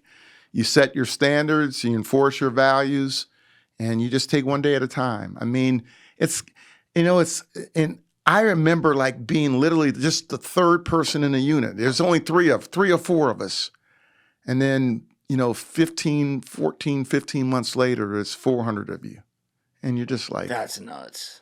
And you're ready to do your job. I'm like very naive on this, like, because some of this stuff makes no sense to me because I'm not there. But like you spin up 400 people in, what'd you say, 15, 16 months, something like that? Mm-hmm. Where is it like a draft? Like Yeah, no, like, you're like, let me take these guys, take those no, guys? I mean, the assignment officers, the HR folks, they're sending them to you. They're Like enlisted guys, a enlisted mix? officer, yeah, everything. Okay. Your whole, so you have we call it MTO, or military table of organization, I think the of organization and equipment. And so, I was an artillery unit, our artillery commander. And so we get one commander, you get an executive officer, you get an operations officer, you get a fire support officer, you get company commanders, you get their first sergeants, and you just, and so there's a manning document that the HR folks are filling to, and you're getting them. And You go from 3 to 400. You start getting your equipment, you start getting your people, and you start training them. And so is this the group that you ended up taking to Iraq? Yep. Okay, so you guys all deployed at the same time, obviously. Yep. When was that? January or February of 2007, during the surge, after President Bush announced the surge of 2007. Okay. So what's going, just to give people a refresher on history here, what's, at this point, Al-Zarqawi's dead. They killed him the year before, but the damage is done with the insurgency certainly being there to stay. But what's the rest of the status in Iraq? Is this when the vibe had obviously really shifted in America, but also over there as well? Like, is the military starting to wonder, like, all right, what's going on here? No. It's well, we know what's going on there. It's getting extremely violent. I mean, the shitstorm was picking up momentum, and so again, early January 2007, President Bush announced, he says, I'm sending 5 additional combat brigades. So all you jokers think you're leaving, you're staying, and we're sending 5. I am sending 5 more combat brigades. We're gonna go find them to Iraq. We got to change the momentum. Yeah. It was like, we were in the third or fourth quarter, and we were down, and we had to fight back. So, and we just didn't have enough combat power to do so. So, all these brigades, so people that were there that thought they were leaving, they were staying. We went over there on a 15-month deployment. So we already knew we were going to be there for 15 months. And so, for me, it was the most violence that I had seen in my at this point 17 years in the Army. It's a counterinsurgency, so it's not this force on force like the bad guys over here, and you Right. No, it's driving through your neighborhoods and waiting for the fucking street to blow up under you, Jesus. or some RPG to come out. I mean, that was everyday life, and it was bad. I mean, it seemed like, and almost every day, it felt like every day that someone with a U.S. flag on their right shoulder was getting killed.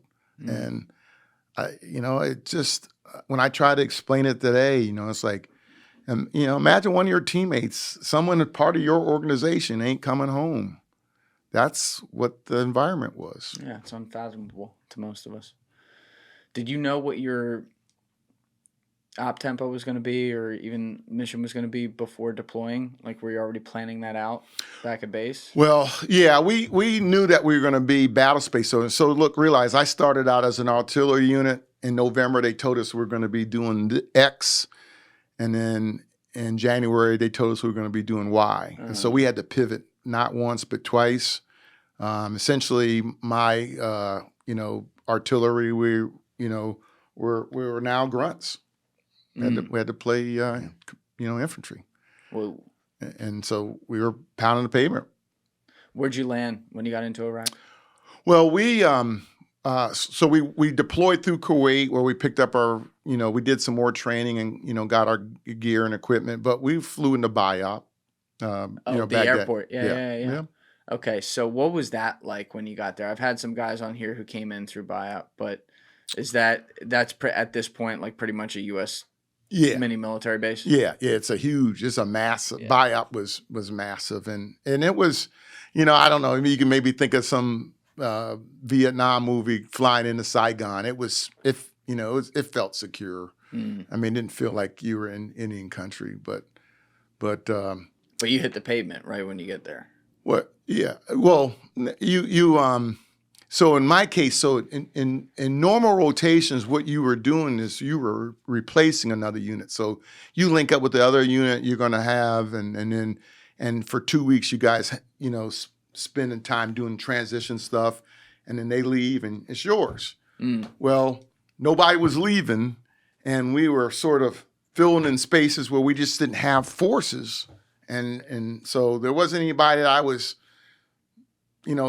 getting a lay down from, or whoever I was getting a lay down from didn't really know what was going on. But, we just, and then we had a couple of Iraqi infantry battalions that we were trying to work with and training them or working with them? Working with them, Okay. working with them / training with them, Okay.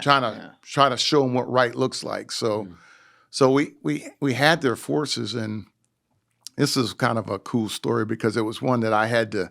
I think it was certainly a battle of wills. Was eventually I decided that we needed this to because we were, just think about it, we were like commuting, so we'd go back to I was on Camp Liberty.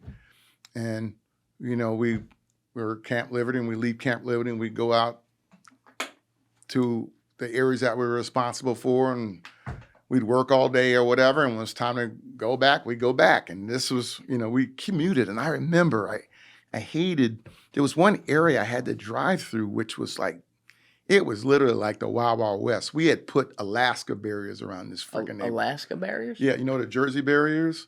No. Yeah, I'm from Jersey. I don't know. The barriers that divide the highways. Oh yeah. That's a Jersey barrier. That's what that's called? Yeah, Jersey barrier. I just thought it was a barrier. Yeah, they're about this high. Yeah. Well, Alaska barriers are like 5 times higher. Oh, really? Yeah. Gotcha.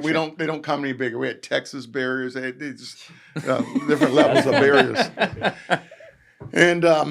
And so there's this area that was like buried up. I mean, they got tanks and Brads in there. They're duking it out. Yeah. And so, and you're driving by this shit, but you don't really see what's going on. And just like, but I hated driving through there. And I didn't feel like we were also, I didn't feel like we were staying in contact with our fight. I mean, like, okay, well, we go to work and then we go home and the boogeyman comes back and fucks with these people. I said, we got to stay with them. Right.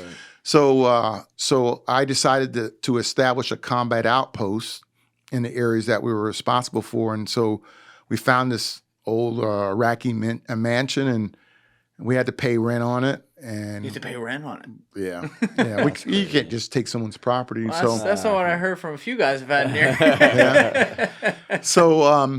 So we decided this is, and it was an area that I could put my battalion in, but not just my battalion, but the Iraqis could be in there with us. The Iraqi, and so it was like, well, this is where we're going to operate out of. We'll let you rotate back to Liberty when it's time to rotate out, but we're gonna live in the area that we're responsible for, and we're gonna build relationships. We're gonna be out here at night. We're gonna be out here in the day. We're not, we're not, solar powered. We're gonna we're gonna own the space, and so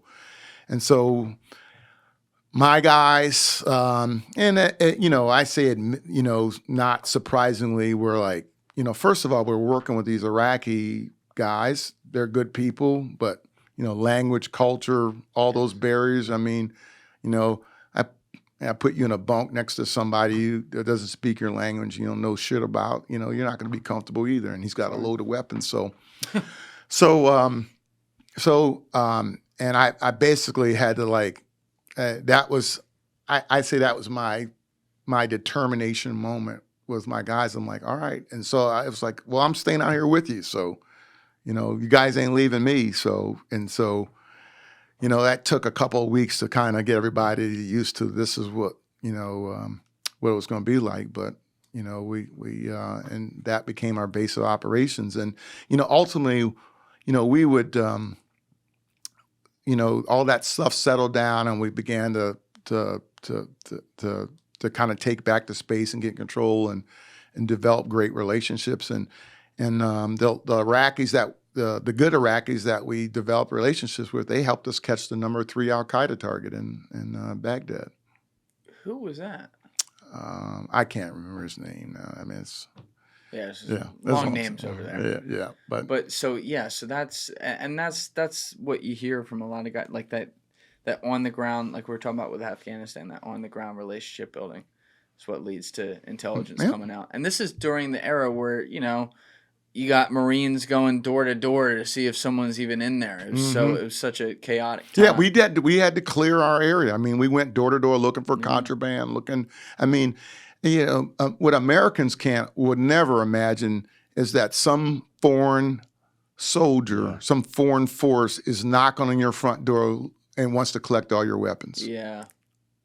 We would, man. Yeah. That could never happen in this country. It also though, and this is what sucks about this, because like you got to do that. That's what the situation called for, and I'm sure guys did it as professionally as they could. Yeah, and I was on that dignity and respect. Yeah. I said, hey, we can't be pissing and shitting where we're going to work, so we need to do this respectfully. Yeah, because we're not going anywhere. It's not like we're kicking ass and taking names, and we don't have to come back here. This is where we sleep. Yeah. So, well, there's a story that's been told on this podcast a bunch before about the psychology of it that really makes you think. And essentially, during one of the regular door knocks, they're clearing a house, and there's like a 7, 8, or 9-year-old little kid who walks down with his hands on his head like this with a 1,000-yard stare, staring at the soldiers, and lays down face first with his hands up, with his hands on his head on the ground. And the soldiers are like, no, like, you're good. We don't need you to do that. And they like pull him up, and he gets up and looks at him with a 1,000-yard stare. And what the soldiers realized is they're like, obviously we have a job to do, but this kid's entire childhood has known people with the American flag, and that's what he's associated. He's been, yep, absolutely. They're like, this is how they're born. And like, you don't, it's not to say like, oh, empathize with terrorists, but like looking at the root causes. They're caught in the middle. They're caught in the middle. Yeah. Yep, they're caught in the middle, and that's why counterinsurgencies is so tough. I mean, I can remember in Bosnia, and I mostly I wasn't out on the front lines minimally, when I got a chance to go out, but like they'd have like grandmas, 90, like going up to the American soldiers, giving them cases of hand grenades. Like here, because that's one of the things we were doing. We were collecting, trying to get this stuff off the field. Before Ukraine, the two most heavily mined countries in the world were Bosnia and Afghanistan. Whoa. Now I think Bosnia still. Yeah, well, to date, not I don't know now, but. Oh, okay. But we were clearing. We were still. That was another one of our missions, clearing mines. Yeah. But as of me being in Afghanistan, the two most heavily mined places in the world were Bosnia and Afghanistan. Whoa. Afghanistan still left over from the Soviet invasion, and Bosnia from the Balkan, all that Balkan mess. Now the Ukraine's bad. Even more in Iraq. Mm-hmm. Wow. Because that's all you hear about that in Iraq all the time. Yeah, but those are improvised explosive devices. They're, essentially they're mines, but not. Oh, I'm thinking of it all together. Okay, Mm-hmm. All right. No, So you're separating. Yeah, gotcha. Like mines are meant to deny areas of movement. Right. So you set up this base at this rich. We called it Torch. We named it Torch, like the Statue of Liberty torch. I like that. When I had Mike Ritlin in here, he was one of the 16 SEALs that took down Saddam's palace. Mm-hmm. So. Oh, he was? Yeah. Did he take a picture on the Did he? Yeah, he's got a lot of pictures, as so he said. cool. We didn't share them on the podcast, but he's like, yeah, got a lot at home. But like that was just an abandoned place, I guess. So you're actually negotiating with the people there to have, how many guys did you have staying there again in this place? Well, I mean, I didn't have my whole battalion in there, but we probably put like a company in there, and then each of the Iraqi battalions. So I'm going to say between 200 and 300 of us were. Wow, it's a big place. Yeah, I hope. So that's your base, and it sounds like the the way you were explaining it, you guys were operating out of that area exclusively. But did you go did you move somewhere after that, or was this where you were for most of the rest of your deployment? Well, my deployment was cut short at 5 months, Right. but I'm what I recall or recollect is that they operated out of the whole time. Okay, so what happened that cut your deployment short? Can you take me to that day? Yep. So it was May 7th of 2007. I had been. It had been kind of a normal day for me. I mean, I had some meetings with some local Iraqis and out in the areas that the neighborhoods were Hattin and Yarmouk, in kind of western Baghdad, and I know we had a couple of soldiers and a sister battalion from Fort Riley. So two soldiers in another battalion in the brigade I was in were killed like 3 days earlier. First lieutenant, I think it was Lieutenant Ryan Jones, and Specialist Sunson had been killed, I think, on the 3rd of May. And we tried to do memorial services whenever we can. I tried to make memorial services whenever we can, and so it was at the end of the day. And so we went down.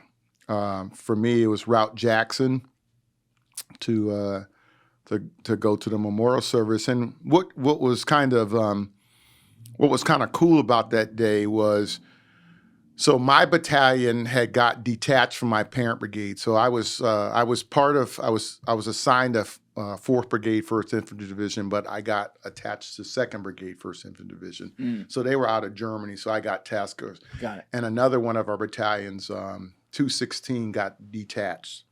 So, and then I guess some other battalions were attached to, give back. It was just kind of balancing power and missions and all that kind of stuff. So anyway, this was the first time that we were all from Fort Riley. All the commanders had gotten a chance to see each other again. We hadn't seen each other in months, but we were all the 6 battalion commanders from the parent brigade were all at this memorial service, and our brigade commander was there, Colonel Ricky Gibbs, and so it was kind of it was a somber occasion, but it was also good to see him. I mean, I remember, smiling and catching up with, my boss and one of my fellow battalion commanders. In fact, Pat Frank, we actually had adjacent boundaries, but I was part of 2-1 and he had stayed part of 4-1. But Route Irish was you probably heard about Route Irish. That's what separated our battle spaces. Can you refresh me on that? Route Irish was kind of the freaking hell run, a night run between Buy Up and the Green Zone. Okay. It was like a lot of bad shit happened on Route Irish. So anyway, all the catching up had done, and I remember First Sergeant Johnson saying, "Hey, sir, we gotta go. And I was like, "Okay, we're gonna go." And so finally, it was time to go. I was in a I say melancholy disposition, because I was really just still kind of trying to process the death of these young men. I'm like, are we fucking making a difference over here? I mean, we got guys getting killed every day, and this is, are we making a difference? I mean, just sort of a rhetorical question, and is all this sacrifice worth it? That's kind of where I'm at emotionally. But I'm also thinking about, okay, what do I got? What's on tomorrow? What's on the measures? Where am I going tomorrow? What's our game plan? And just kind of going through all that stuff in my head, and all these things, these flood of thoughts are going through my head as I'm heading back to my headquarters, and then it's like fucking wham. I mean, I got hit. I got hit by a command detonated IED. So this wasn't this. When I say command detonated, this was triggered by someone. Wasn't buried, and it wasn't random. It was buried in the ground, and there was a wire to it, and there was a spotter, and there was a trigger man, and when my vehicle went over it, they exploded it. How many guys were in the vehicle with you? 5 of us. Everybody survived. First of all, everybody survived, but the blast blew me out of the vehicle. It was an armored vehicle. It was an armored Humvee, factory armored Humvee, so about 15,000-pound vehicle that the blast blew me out of. And I remember kind of going through the air and hitting the ground and rolling. You do? Yeah. So you weren't knocked out? Whoa. No, I mean, I was lying on my back, and I was like, first I was pissed, like, fucking son of a bitch. I mean, like, I just knew it was, an IED, but then I was like, shit, I am wounded, and I ain't moving. I'm laying there on my back. This is 9:30 at night, 9:30, 10 o'clock at night. My vehicle kind of continues, sputters on before it eventually stops, but I don't see it. And the last thing that I said, Julian, I said, God, I don't want to die here. And I was out. The senior non-commissioned officer in my patrol, he was First Sergeant Johnson. He was actually acting as my battalion command sergeant major, because my battalion command sergeant major had been on emergency leave. He was the first one to arrive at my vehicle. So I was vehicle 3 of 4, and First Sergeant Johnson was in the 4th vehicle. So when he gets to where my vehicle stops, he was actually the one that recognized I was missing. Now, one of my company commanders was sitting behind me, and the driver and the kid in the turret, and my interpreter was sitting behind the driver. His name was Mike Oro. He was a U.S. civilian that was born in Iraq, but was a civilian. He was 58 years old.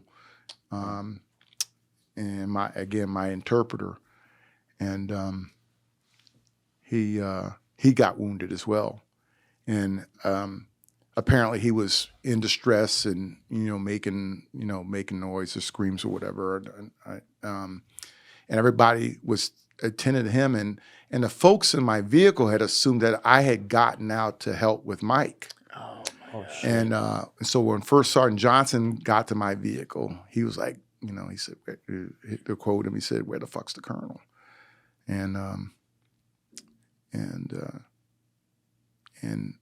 that's when they, they all kind of realized, holy shit, he's not here.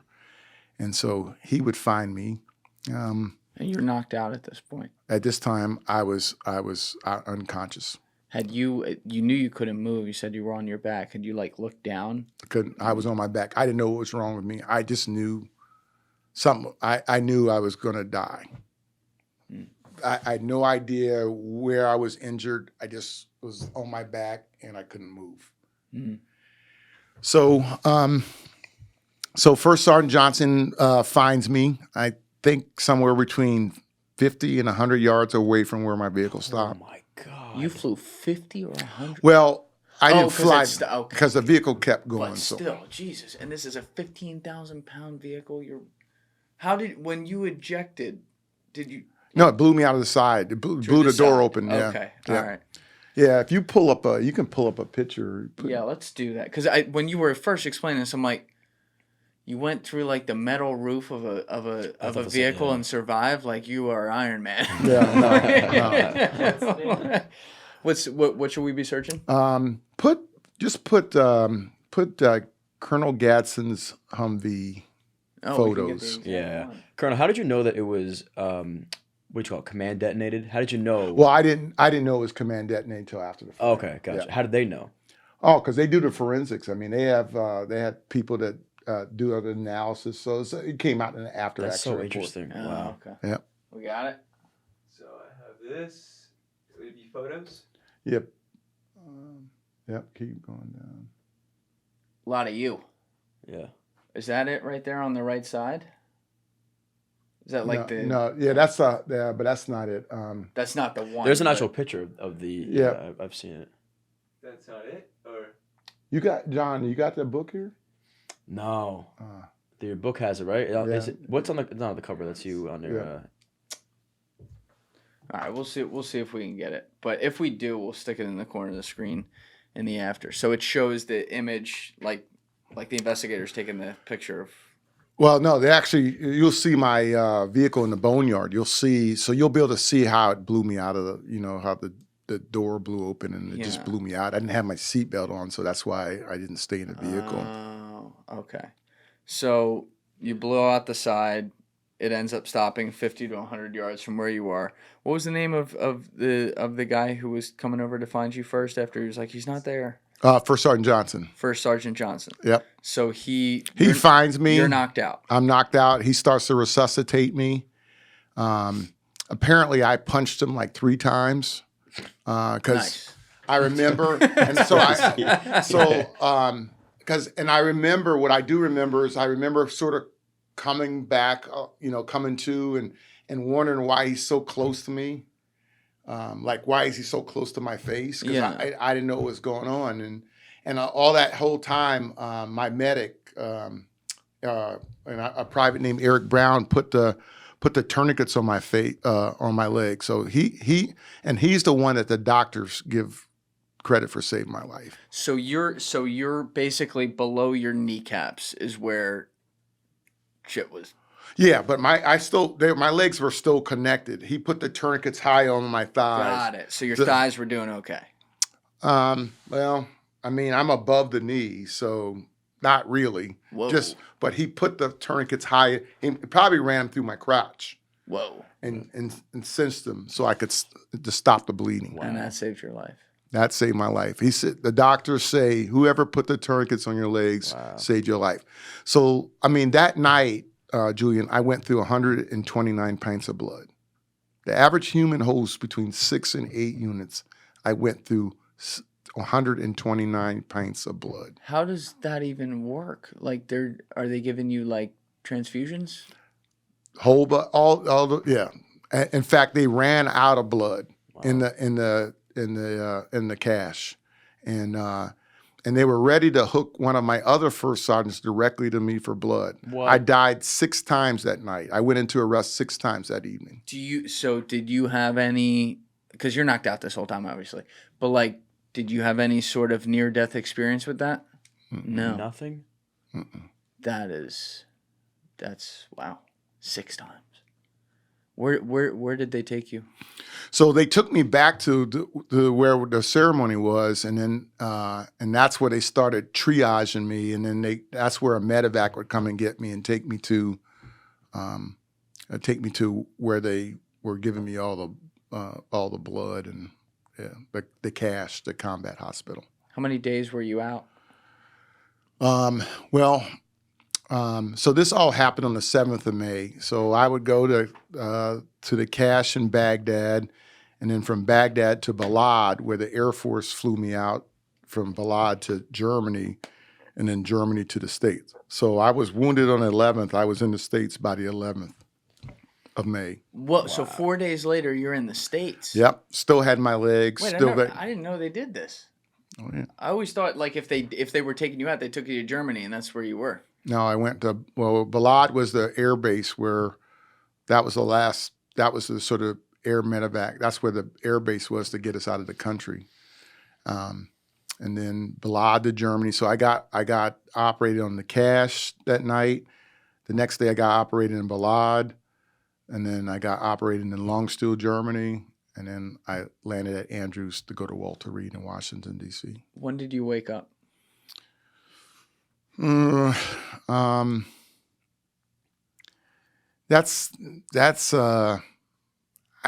don't remember the specific day, but I was,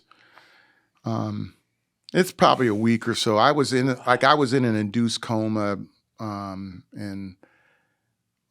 you never saw Germany. You don't. No, yeah. I don't have no memories of Balad. I have no memories of Germany. I have no memories of even landing at I was out.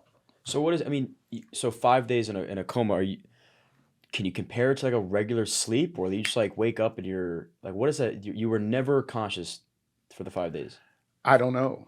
I mean, if I was, I don't know. Yeah, you I don't can't. remember it? Yeah. Well, I know this. I had, and this is sort of anecdotal, but the Air Force flight nurse that talked to my wife. So the Air Force flight nurse that flew from Germany to Andrews, she stayed in the ambulance with me from Andrews Air Force Base to Walter Reed in D.C. So she talked to my wife, and she said, I had never given so much. I've never given so much sedative to an individual as your husband. So apparently I was fighting. I mean, and I was coming. She had to keep sedating me, but they're just. I have no memories of any of that. Now, I think in John's podcast with you, you discussed how one of your guys flew with you, I think, from Iraq to Germany. One of my teammates. So a West Point teammate. He was a couple years behind me, named Will Huff. At the time, he was a major, and we had actually interacted in Baghdad. And so when he incredibly, when he found out that I was wounded, was able to get a helicopter ride to the cache where I had my initial operations in Baghdad, and he got permission to stay with me all the way to Germany. Wow. Because that was as far as they would let him go. So this guy's locker was literally across from mine for 3 years at West Point. Wow. He was the number That's 78. ama- Number that's 78, Yeah, yep. yeah. That's amazing. Yep. That's a pretty cool West Point bonding thing right there. Yep. Well, the doctors that operated on me were West Point grads. Oh, that's cool. Wow. Yeah. The doctor that was in charge of my rehab at West Point was a teammate. Full Doctor- family. Full Yeah. family. Oh, thing. yeah, it's crazy. But the last thing you say right before you get knocked out there is, "I don't want to die." God, I don't want to die in this country. And That then- was my prayer. And then you thought Then you were closing your eyes, and that was it. well, I mean, it's blank. Who said you guys opened up your podcast with Yeah, his dad the is Soldier's soldier's Prayer. prayer. Soldier's Your Prayer, dad- yeah. Your dad read that. Someone said that to you Yep. at that time? Yeah, Private Brown, the kid that put the tourniquets on my legs, knew it by heart. And so after when they put me in a vehicle to get me back to where we left from, my head was in his lap in the vehicle, and I asked him to say the prayer. Oh, you asked him. So you remember See, you remember that. I knew that he knew it, and I asked him to say it. So you remember that part. So you woke up at that part. Yeah, when I you was. were- Yeah, I was in and out. Okay. Yeah, there were times I was in and out before the and like my last memory of Iraq was hearing the medevac coming, like hearing the helicopter come and get me. And I've learned after the fact that like when they put me on, I was breathing on my own. But before I got to the cache, they had to intubate me. So I stopped breathing on my own. So it was just touch and go for a while. So when you think of these things, I'm trying to picture. Is it almost like you have these in and out dream sequences when you're No. picturing in your head? No, I'm essentially sharing with you what I've been told. Wow. Okay. Yeah, I mean, like I don't remember Will flying with me. I don't, honestly, the last thing that I remember hearing the helicopter. I have these vague remembrances of flashes of the look on people's faces that see me, and it's not good. I remember, my boss, who was a colonel, Colonel Gibbs. I remember talking to him, and I remember telling him, at this point, I'm just, I'm just like a broken record saying, please tell Kim and the kids I love them, and it is that realization that I know that I'm not sure I'm going to make it home. And I just wanted I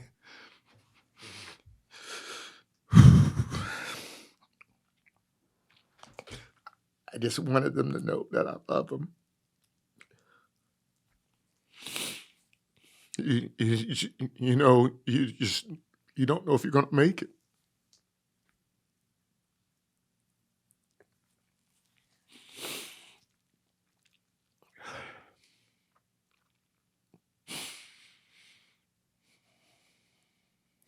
There's obviously a plan for you to make it, though.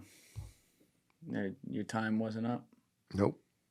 It's a real, in a lot of ways, it's like the miraculous part of the world where all your guys are in the right place at the right time to save your life. And, you know, I can't even imagine thinking about the people closest to me and having to weigh that and the idea of, like, I might not be here for them. And I mean, all these years later, I understand why that affects you. Yeah. A ton. Yeah. It's like, I mean, I don't, it's not something you like to think about, but at the same time, I don't, if someone talks to me about it, I share, but, to me, 17 years later, it still has the same emotion. I mean, it's a real emotional scar. Do you remember the first moment you were reunited with your family? Or were you still kind of out? Yeah, I was, no, it wasn't like this clear, coherent moment. I can kind of recall the fog of seeing my wife, but, my vision wasn't good. And like, apparently I couldn't even remember my daughter. My daughter got upset because I couldn't, I didn't know who she was. So, and, my wife, she's a better storyteller this part, but I was just all over the place. I mean, like, they'd ask me, she said, like, they'd come in and ask you where I was, and I'd be like, I'm in Bosnia. And, the next day I'm here. And so they really didn't know how bad, the damage was, Right. whether I was going to make it back. So even when I was conscious, I wasn't all there. Yeah. I imagine you had to sustain like the world's worst concussion of all time too, right? Oh, Like yeah, you got thrown out of that thing. It's crazy. Yeah, So it's a TBI. yeah, so they're still evaluating that at this point. They can't know the full extent. Right. That's scary. So do you remember though when you officially kind of woke up and at least were aware of your surroundings? Was that weeks later, a month later? It was probably,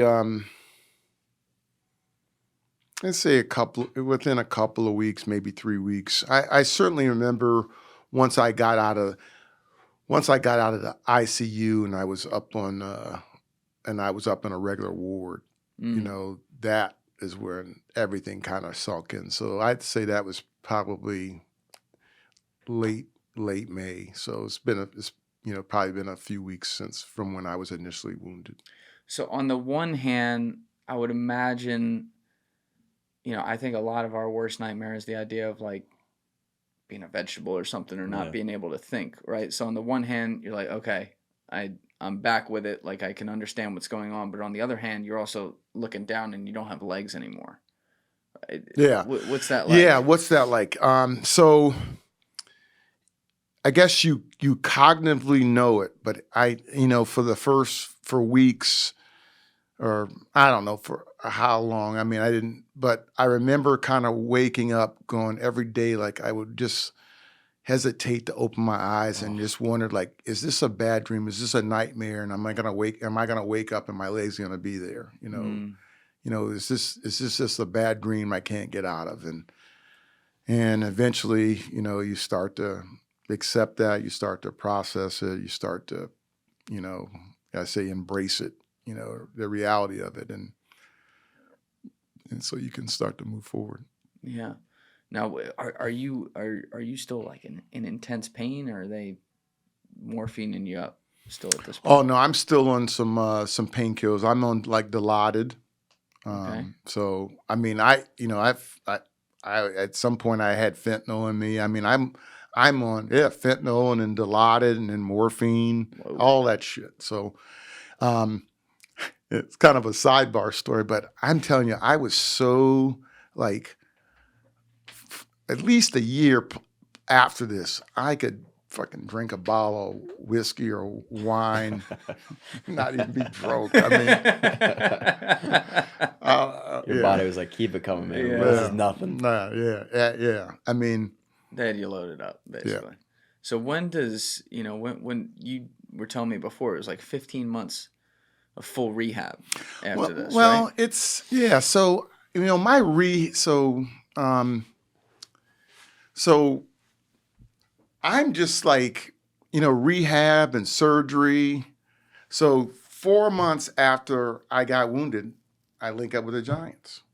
In Oh, that September. was then? 4 It months. was only 4 months. September. I got wounded in May. September, the first time I meet the Giants. Yeah, can you explain the background of this to people? Because you have a couple Super Bowl rings. Yeah. Yeah. So a classmate of mine, you saw him in the video, Mike Sullivan, who was a coach for the Giants. He was a wide receivers coach, had come to visit me in the hospital. Wow. It was that summer. So it was. I think it was either. I think it was June or July. He'd come to visit me, maybe in the hospital. Spent the day down. Came down, drove down, and spent the day with me, and then left. And he's, and he said, anything I can do? And I said, well, I'd love to see you guys play when you come to town. And okay, he says, sure, no problem. And I'm not keeping track of the Giants that season. I mean, so he calls me on Monday before the week of that Giant Redskin game, and asked me if I wanted to if I wanted to go to the game, and I said yep. And he asked me how many tickets I need. I said, well, can you cover Kim and the kids? And he said, yeah. So I needed 4 tickets. And then on Tuesday, It's a week 3 game? Yep, week right? 3, yep. Okay. So on Tuesday before the game, he calls me back and he says, I don't know if you've been following us, but, we hadn't won a game this year. We haven't played very well.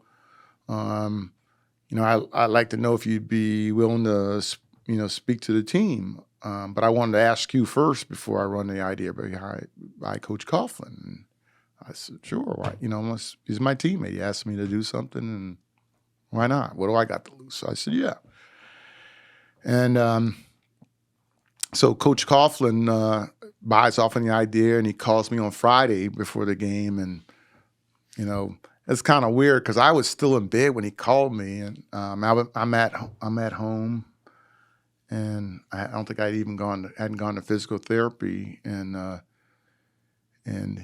he, kind of, like, I can remember very little of what he says, but he's just kind of giving me a rundown, and I'm not really able to process this. I'm like, okay, so Saturday, my kid had a Pop Warner football game, and then after it was over, my wife loads me in the car and she drives me to the team hotel where the Giants are staying, and I got this 3x5 card in my hand, and I don't have any notes written on it. And, I'm stressing about what am I going to talk to these guys about. And she's stressing me out more by asking me. And what was kind of cool, and these are some things I've kind of found out after the fact, but this was the first time that Coach Coughlin apparently let anybody outside the Giants organization ever talk to his team. Really? Wow. And nobody knew I was coming to talk except him and Coach Sullivan. So they got me hidden. And then Coach Coughlin introduces me, and I come into the side of the room, and Eli Manning's sitting from me to you. Yeah. And I talked to him, for about 15 minutes about what happened to me and about my team saving my life. Wow. And it was, and I say, it was like a drop the mic moment, but I didn't even know it. I mean, look, I'm not a public speaker. I just told You're these pretty guys, good at it. Yeah, I was gonna say. and because Coach Coughlin, and I didn't find this out until like years later. Apparently, like I was supposed to talk to him, and then they would go into their schedule. He totally dismissed the team. Said, "Go to your rooms. You're done." I had nothing else to say to you guys that night. That was after my speech. Wow. But I didn't know it because I didn't know what was normal. So in fact, after I spoke, I went back into the dining area, and Plexico Burris comes down and sits down and talks to me because we're from the same hometown. Oh, wow. and so, and we chat for another, we hang out for like, 20, 30 minutes. And then I go back home. My wife drives me back home. We get to the stadium, my whole family, we get to the stadium the next day. And instead of me going and sitting in the stands, they want me to be on the sidelines. Wow. And I'm like, I couldn't even push myself in my wheelchair. So one of my kids had to be with me. They split. One did one half, one did the other half. And everybody's like, what did you say to Plexico? What did you say to Plexico? And I'm like, I don't know what I said to Plexico. What do you mean, what did I say to him? He goes, well, he's playing. So, well, I didn't know he wasn't going to play. So apparently whatever I said, whatever our conversation, like I didn't give him a personal pep talk. We were just talking about life, and he decided to play. So I stayed on the sidelines with them for the game. And I remember, though, this was kind of funny, but I remember we were going in the locker room at halftime, and the score was the Washington Redskins 14 and New York Giants 3. And I'm like, boy, this wasn't a very good speech or something. I don't know. Damn it. And so the Giants, you should go back and look at that game. They have a goal line stand, a 4-down goal line stand to keep the Redskins out. But Plexico Burress had actually caught the go-ahead touchdown. And as soon as he came off the sideline, he put the ball in my lap. Oh, that's cool. And the Giants won that game 24-17. And Wow. and so that was the first of 11 consecutive road victories they had that season. Yeah, and they end up winning. They beat the undefeated Patriots that year. Yeah, beat the Packers in Green Bay in overtime. And so that was my first Super Bowl. So all this is going on. I still during this period. In fact, after I don't go to another game until the Tampa game, the wild card game. Yeah. And we win, and they want me to go to the Dallas game, but I got to go back in the hospital for surgery. What were you getting surgery on? On my right arm and my leg. What was wrong with your right arm? I couldn't. It was. It had locked. It had locked up. I couldn't bend it anymore. Because I've been looking at your one finger all day. Yeah. But everything else looks well, good. I got some radial nerve. No, I can't even use. I can't use these fingers. Whoa. Yeah. There's all. So I got all nerve. Look, I'm right-handed. Yeah. Look how small my right hand is. I'm just. Wow. Yeah. Yeah. Wow. You still have good grip, though. And like, I when you got shake your four hand. 4 operations in there Wow. on my elbow. So, and then I got a plate and screws and some strap that in here, and I still have some strap on my arm. Whoa. So you're getting surgery on that. When was that again? So I had this surgery in Dallas game? Yeah. So it's January. Yeah. That's Early second January. round. Yeah. So and so I'm in the hospital, and I can't go to the Dallas game, and so I had this surgery before the Dallas game, and I went into a pretty serious depression because I was back in the hospital. I was like, I can't believe I'm in here again, and I was depressed. So I tried to call Mike Sullivan up, my classmate up, and I didn't get him. I ended up leaving him a voicemail. I'm on drugs, and I left him a pretty, I don't know, it was coherent or what, but I left him like a 1 minute, 1.5 minute voicemail. And so Mike, he doesn't call me back, but he lets Coach Coughlin hear the voicemail, and they played that voicemail before the Dallas game in the team meeting. Wow. So Whatever you said. So it worked. they beat Dallas because they lost to Dallas both times that year. Yeah, they were like Yeah. 14-2 that year. I remember that. Yep. And then so after the Dallas game, I'm still in the hospital. The following Wednesday, Coach Coughlin calls me in the hospital and says, "Hey, I would like you to be one of the honorary co-captains for the NFC Championship game At Lambeau. at Lambeau with Harry Carson." Whoa. with Harry Carson, who's like a legend. a legend. Yeah. And I'm like, hell yeah. And I remember going, I told my doctors, I go, you guys let me out or I'm leaving, but I'm going to this game. And so they discharged. So I got discharged from the hospital. On Friday. On Saturday, I flew to. I had to fly to Milwaukee, and my son came with me, and we grounded from Milwaukee to Green Bay. It was about -7 degrees too. Yep. Yeah. I remember that game. Yep. Third coldest game in NFL history. Oh. And no, just interaction. The guys, I could tell were glad to see me, but I didn't have any particular thing to say to anyone. Just hanging out with the guys. That's what that's all I really did. And so I remember we went out for the coin toss. Well, actually, I went out for warm-ups, and I had a big winter coat on, but I just had the same kind of shorts I got on now. And I was like, this is cold. So I went back and put my snow pants on, go out for the coin toss. And I remember they had their special people, and they had this nun. The Packers. Packers had this nun, and she was in a wheelchair. And I remember thinking, man, they got God on their side. For the coin toss. You took my ball, word for word. So we go back to the sidelines, and they were like, okay, Colonel Gadson, we're going to take you upstairs. And I'm like, you're taking me where? I'm like, well, we're going to get you out of the cold. I'm like, no, thanks. I go, this is my spot. I mean, unless you are making me leave, this is where I've been for every game. This is where I'm going to stay. Wow. And I stayed the whole game on the field. That's awesome. That's so cool. Also, like, I remember how cold that looked. Good for you, yeah, trooper.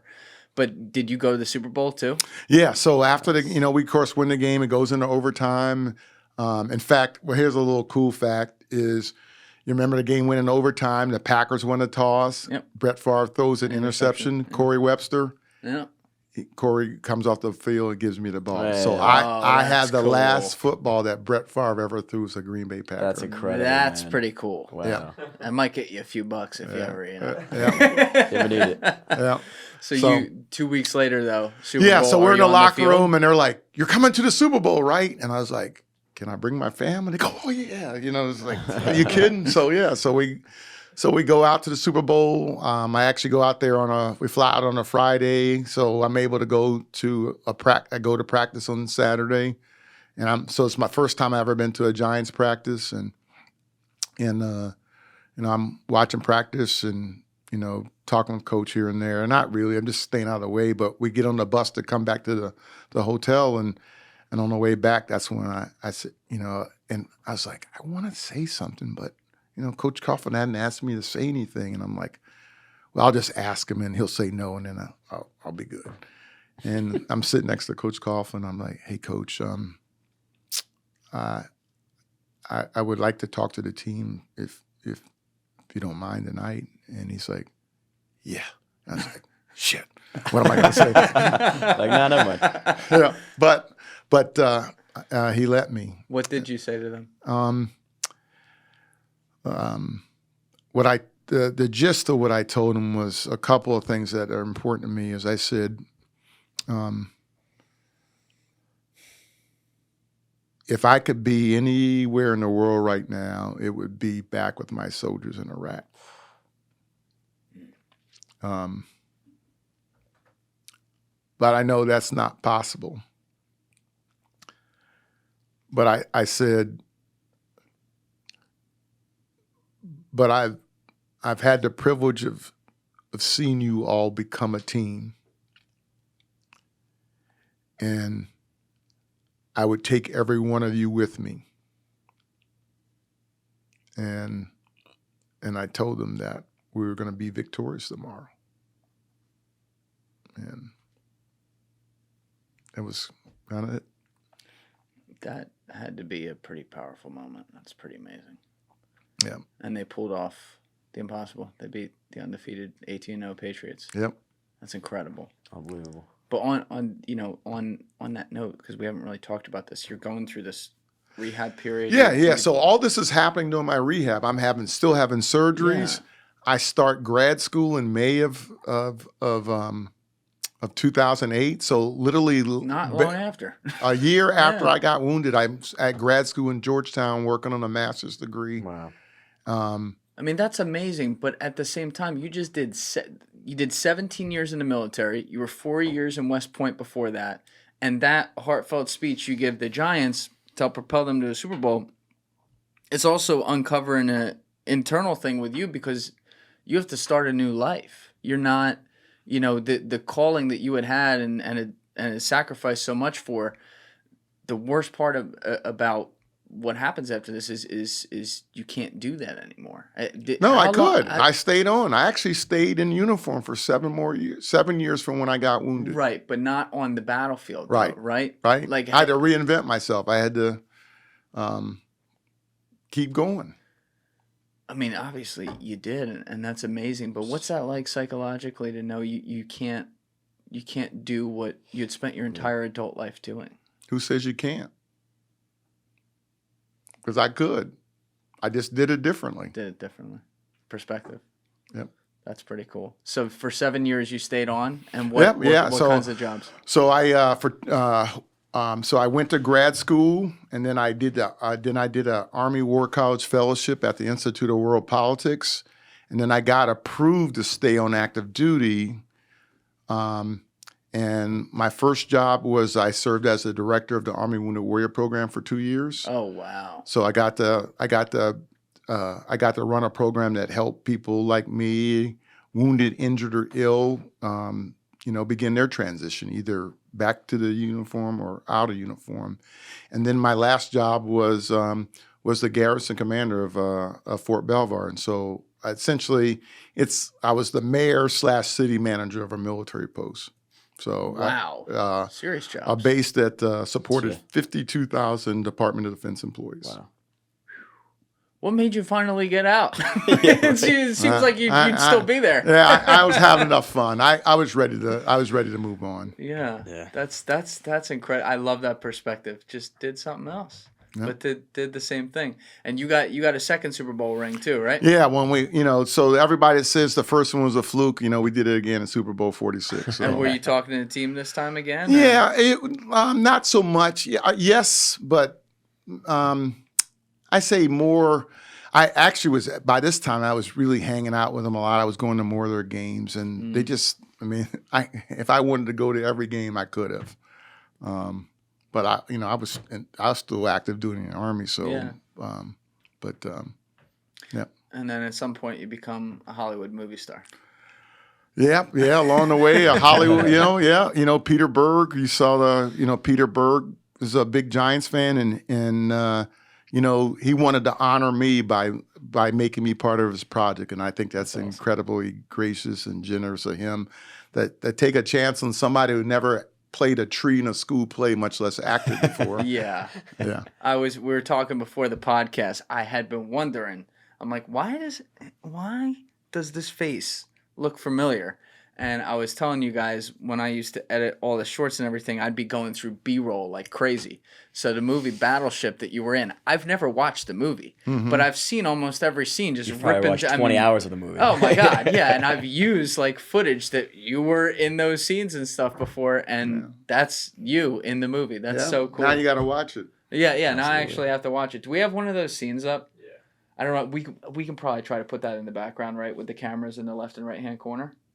If we stick that. Audio? Is that okay? I don't know about the. Actually, leave the audio off. That's a good call. Let's open this up. This is a badass scene too, because you have. Yeah. You're going up and going toe to toe with a goddamn transformer. And you were saying you like to do everything on the first take. Yeah, well, I try to. That's my goal. My God. That's so. What year was this? You were filming this?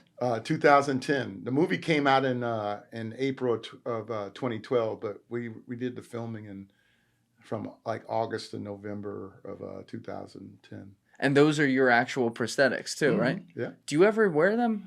Yeah, I wear them a little bit. Not so much now. It's a lot of work. Right. And it's good work, but I I'm a big camera geek. I carry I carry around a lot of camera gear, and I can't really carry my camera Right. You gear got to show them around some with of the me. pictures you took in, Right. or was it Africa, right? Yeah, Yeah, you gotta What were show you them. What were you doing in Africa? I was on a safari. Where? Yeah. Kenya. Nice. Yep, Samburu Nice. and Masai Mara. Oh, that's awesome. Yeah. One of my really good friends I'm very passionate about this, but one of my really good friends has been on the podcast a couple times. He was a recon Marine, was in Afghanistan and Iraq, and worked for the State Department afterwards. Found out about the poaching crisis, which was being funded through terror. They were funding terror groups from like East Asia to kill elephants, rhinos, pangolins, lions, and all that. And he went over there and started this organization working with African governments of all ex-GWOC veterans who are protecting the animals now. Nice. And so they're trying to get some tourism over there as well to help support what they're doing. Yeah, like Kenya, there's no wildlife hunting at all in Kenya. Yeah. And you see, you I guess you call them like, I won't call them game wardens or forest masters, but they're little 3 and 4 man groups that are out there in their trucks, armed, trying to make sure people aren't poaching. But I'm telling you, one of the top 5 experiences of my life was I was out there for a week, and I'm a Leica shooter, so A what? a Leica camera, Oh, okay. Leicas, Yeah. the red dot, Yeah. So I bet I got to see those pictures afterwards. I man. bet you got some amazing impressive. stuff. yeah. Yeah, I want to do that so badly. It's Ryan's been bothering me to get over there. I got to take like 2 weeks. Yeah, to you do it, but- you got it. I'm telling you, it's a life experience. Yeah. Well, when I have guys like you in here, obviously we talk about the most difficult situations, but we're talking about war. We're talking about seeing the worst and the best of humanity, depending on the context for sure. But, I often ask you guys, like, do you think there will always be war? Like in our lifetime? Do you think that is just something that is in human nature? Sadly, yes. Yep. It's the question is humankind gonna ever stop trying to take advantage of humankind? And the answer is no. They're not gonna. They're gonna keep. That's part of humanity, unfortunately. And as long as somebody wants to take something from somebody else, we're gonna have war. Yeah. What do you think, as someone who served in Iraq and obviously saw that, that didn't end up great either, what do you, again, you guys are there to do the mission, but looking back on that, you had mentioned when you were getting there in 2007, you're starting to wonder, like, what are some of these guys not dying for something? How do you deal with that? Because you sacrificed yourself out there too, Yeah, and well, some of your it's- friends died. How do I become at peace? Maybe that's sort of what Yes. is look. First of all, it's about the oath that I took, and the oath that I took has nothing to do with whether I agree with the decision. I took an oath to support and defend the Constitution of the United States of America, and so that's my oath, that's my duty, and my responsibilities to the soldiers that served under me, and I'm completely at peace with that. You seem it. That's great. Yeah. That's awesome. I know I got to get you north for a wedding, so we do have to get you out of here. But this has been amazing, and Thanks, Julian. you're an unbelievable inspiration. Obviously, thank you for hooking us up, As John. always, man. Thank you for having me. Of course, This dude. has been great. And we'll have the link to your podcast with Colonel Gadsden down in the description below as well. Really good. You guys got in some other stuff there that we didn't talk about today. Yeah. But you're a real inspiration, man. Thank you Okay. so Thank you. much. And Yeah. thank you for your service. Hey, do you mind? I mean, you could probably pipe it in later, but do a plug for my book. Oh my God! yeah. Please tell us about your book. We'll have the link in description. Yeah. So finding waypoints. It's about a lot of my life in this journey, and coming to being at peace with it, and it was a 16-year project with my co-author Therese Slaughter, and it's been doing pretty well. We've gotten I think there's been four awards that we've gotten Oh, that's awesome. so far. Just got released on the 7th of November of last year. Michael Strahan had us as a guest on GMA when it got cool. released, so that was kind of cool. So That's really cool. Awesome. And this is 15 years in the making too. yeah, 16. Yeah, I guess. Wow. Yep. Crazy. That's amazing. Okay, we will have the link to that down below, and I have a feeling people are going to want to buy that after listening to this podcast. Yep. So make sure you go check out that book, Finding Waypoints. And Colonel Gadson, thank you so much, sir. Thanks, Julian. I appreciate you. You bet. All right, everybody else, you know what it is. Give it a thought. Get back to me. Peace. Thank you guys for watching the episode. Before you leave, please be sure to hit that subscribe button and smash that like button on the video. It's a huge help. And also, if you're over on Instagram, be sure to follow the show at Julian Dorey Podcast, or also on my personal page at Julian D. Dorey. Both links are in the description below. Finally, if you'd like to catch up on our latest episodes, use the Julian Dorey Podcast playlist link in the description below.